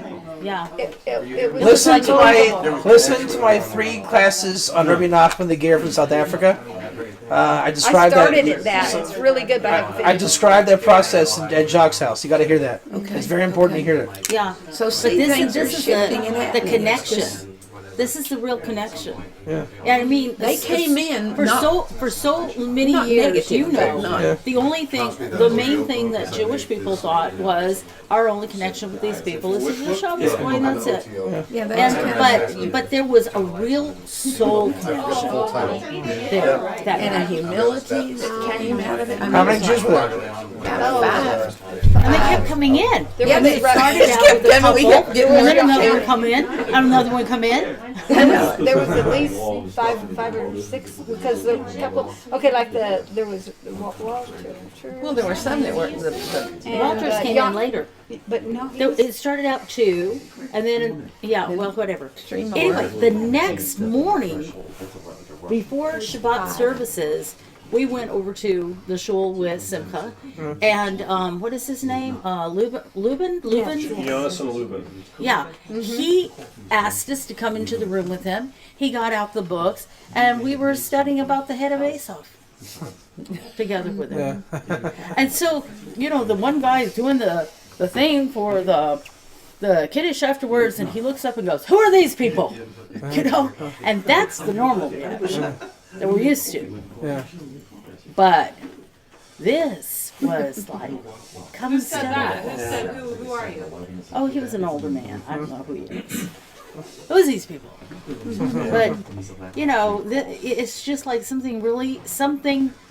a klipa broke. And something really, a kesher was So made. do yourself a favor and listen to that Rabbi Nachman one. I'm telling you, I described that concept in the Rabbi Nachman Rabbi one. Nachman. It was, you'll hear it. There's 3 classes. You should listen to them all. Yeah. And the one by the Hesed Avraham. Yeah, That one. the head of Oh, Asaph. why I'm looking over there is because that really old looking book is Well, they came because they thought you were going to be there. yeah. But Be very But careful. You can take even it out, but just be Because careful. you didn't get there, something happened. It's the thing that was the the real diary of Azulai. He talks. the real subject of the whole thing was the rectification of Esau. Right. And this was like, well, we hear it, but And then they heard it. and then they heard They it. go, Boom! That was Simcha kept doing that. no, some of the other rabbis did no, that. they all. That they other did. rabbis Like, did. Look, I knew it was God stopped me from coming, and it was quite obvious. Yes. It was. That had to be frustrating. Might not have been at Simcha's. It could have been the alcohol, but No, it wouldn't have. It would have been. That's probably. And I didn't connect. I didn't connect to the trip at that point. I didn't know why I needed to come beforehand. I said it didn't make sense to come. I never really. It never hit. So when it was over with, I said, okay, at least I get it. Yeah. And then we'll see if it works out. And then it did. Oh my God. Yeah. Oh my. But then now this is now another component of this trip. I know. And it was so beautiful. So what? It's Russell just said opened up something. a whole new. Yeah, Russell said something Can of happened worms. today. What happened today? I don't know. I wasn't looking at it. I don't know what he was talking about. But that whole thing about the rectification of Esau, this is, tikkun olam. And so I know that what's going to happen is they're going to go back to Texas, and Mike has already said Oh. it. When he meets with Joel Bax to do his class with him tomorrow, look out. They're going to be. I know something else that happened. That one guy that was sitting by Simcha, guy- he just kept saying to Mike, "You need to get on and get this out to everybody. They won't Yeah. listen to us." Some Lubin? Yeah, That was, yeah. that Yeah, was, it was Simcha, Jonas and Lubin, That was Yeah. him. and then Rabbi Walter. Walter. It wasn't And then Walters, the it other was guy that didn't have a beard in the middle. That Goldberg. Goldberg. Goldberg. Oh yeah. Goldman or Oh, Goldberg? and No, then Goldberg. he said he was talking about his grandfather and the massacre in Hebron, and he says, "My grandfather taught me about Mashiach ben Yosef, and I never understood until right now." He said, And I "Oh I my get God." chills just thinking about him saying that. Oh yeah, and he got I tears just- in his eyes. I know, and he was like crying. He said, "I never understood Mashiach ben Yosef until tonight." So it was real, huh? Oh, I'm Oh telling my you, it was. We're all just going. Unbelievable. There was We'll no. never be the same. I mean, he's talking Hebron in 1929, and his grandfather talked said- about Mashiach. Talk about redemption. He said, I'm a 7-year-old. Yeah, he this said, is exactly. I'm 7 years old. My father's telling me about Mashiach ben Yosef, and now Now I I'm here. understand I'm it. seeing it. I'm hearing it. I mean, That's what was going on while you were saying, why in the world am I going to get out of this planet out of It here? was surreal. I was just trying to figure out why am I at a 5-star hotel? Because you had to be compensated. But it just made no sense. Where they compensated. It's missing. I got to the point where I was ready to move in. I'm like, what is it? Like, what is this? Yeah, but this was all, you should take part because this was still done in your name. You came up here in your name. It was a weird trip. Very weird. I thought it was interesting that Christian group was from Ohio. I know. It just took you back. Yeah, it was the whole thing. They're like, you want to eat with us? I'm like, I thought that, no. Yeah. You want to hear a Torah lesson? It's just weird. No.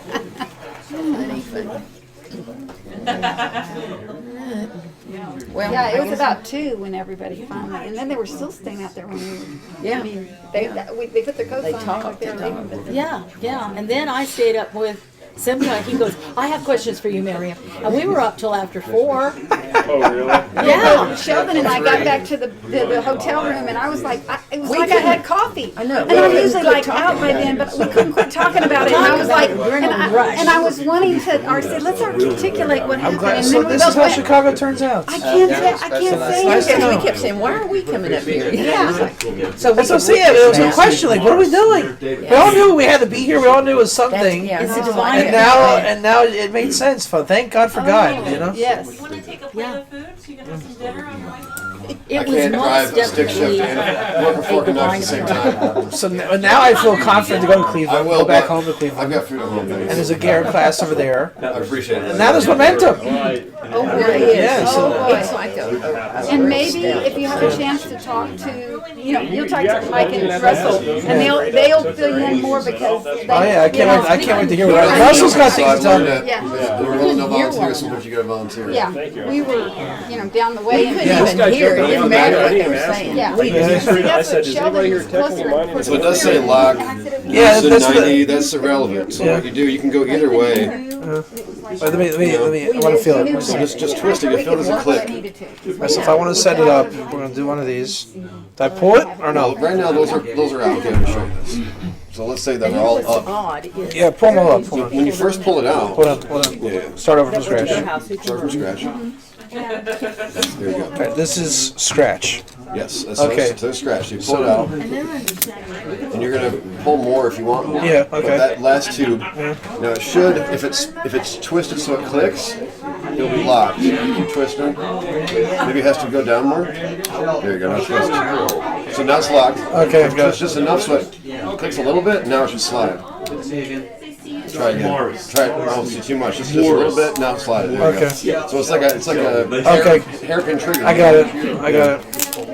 I never had to use it until like South Africa, and then I was talking and I didn't know what it was. I understand this. I would be Okay. an American if I didn't try to get a selfie with Rabbi Katz. All right. Is that okay? Yeah. All right. Hey, come over this one. All right.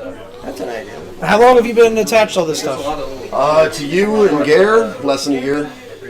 You're in the background, and now you're in the. I'm still in the background. Yeah, I see you there, but it's a lot of guys like you in the background. But huh? He'll be at the foreground. Yeah. He just stepped up and he took away the camcorder. I didn't ask When I first heard it, I had very recently come out of Messianic Christianity and had been hit with the Divine Code agenda.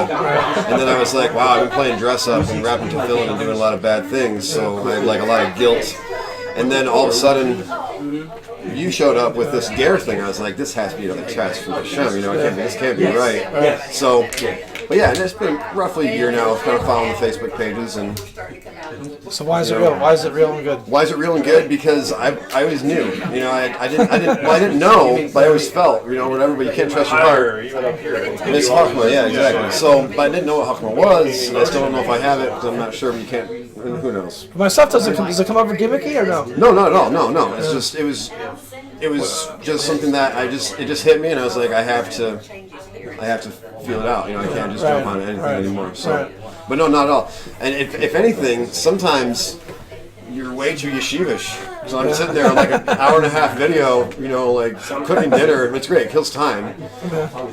And I've learned a few Hebrew words. That's great, so keep it up. I have no complaints. I try to give a variety of everything, Yeah, for sure. I try to get as much. But people get upset when it's like not all one style. I do it every week. I just do something different. I love you and Ari Lewis's chemistry. It's Yeah, great. I know. So keep that up too. Oh yeah, that's one of my favorite things. 'Cause it just comes out good every time. The chemistry. For sure.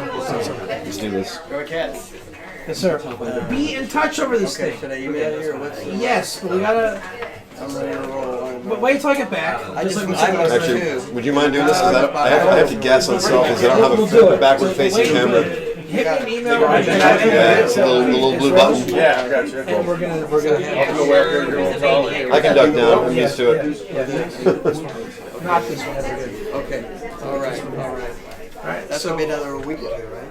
You got your children. after Passover. After Passover, we'll do it.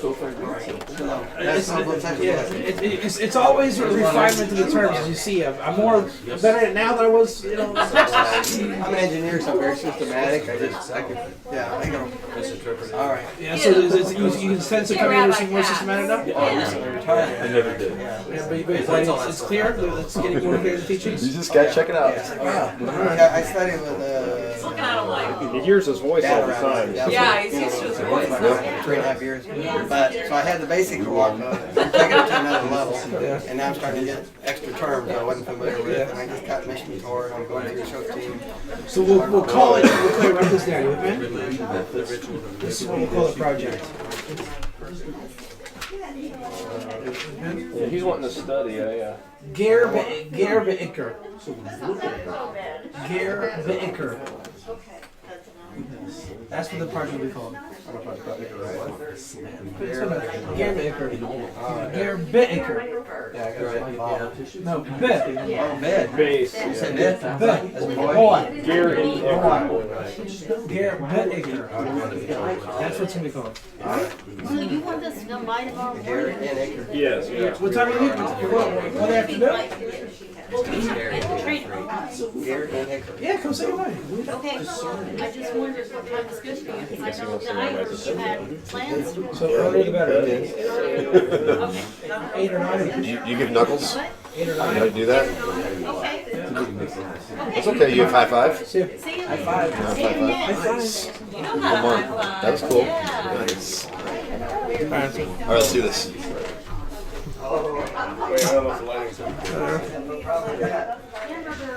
When you should have been in the NBA, but you should watch you throw basketballs. Stand over there. Maybe stand there at the lights right here. Cool. Well, it gives me the appearance of a halo. That's better. At least it looks Thank you. I appreciate it. All right. Blessings, sir. So hopefully I'll be in Texas in September. I'm going to try to make it out there. That'll be fun. I was invited by Russell and the other dude. I forget his name. Mike. So the ticket's half bought already, so we're on our way. All right. I'll put that on the tentative calendar. Sounds good. Hope to see it here. I'm hoping for September. We'll see how it goes. Either September or August. Cool. But we're shooting for September. I haven't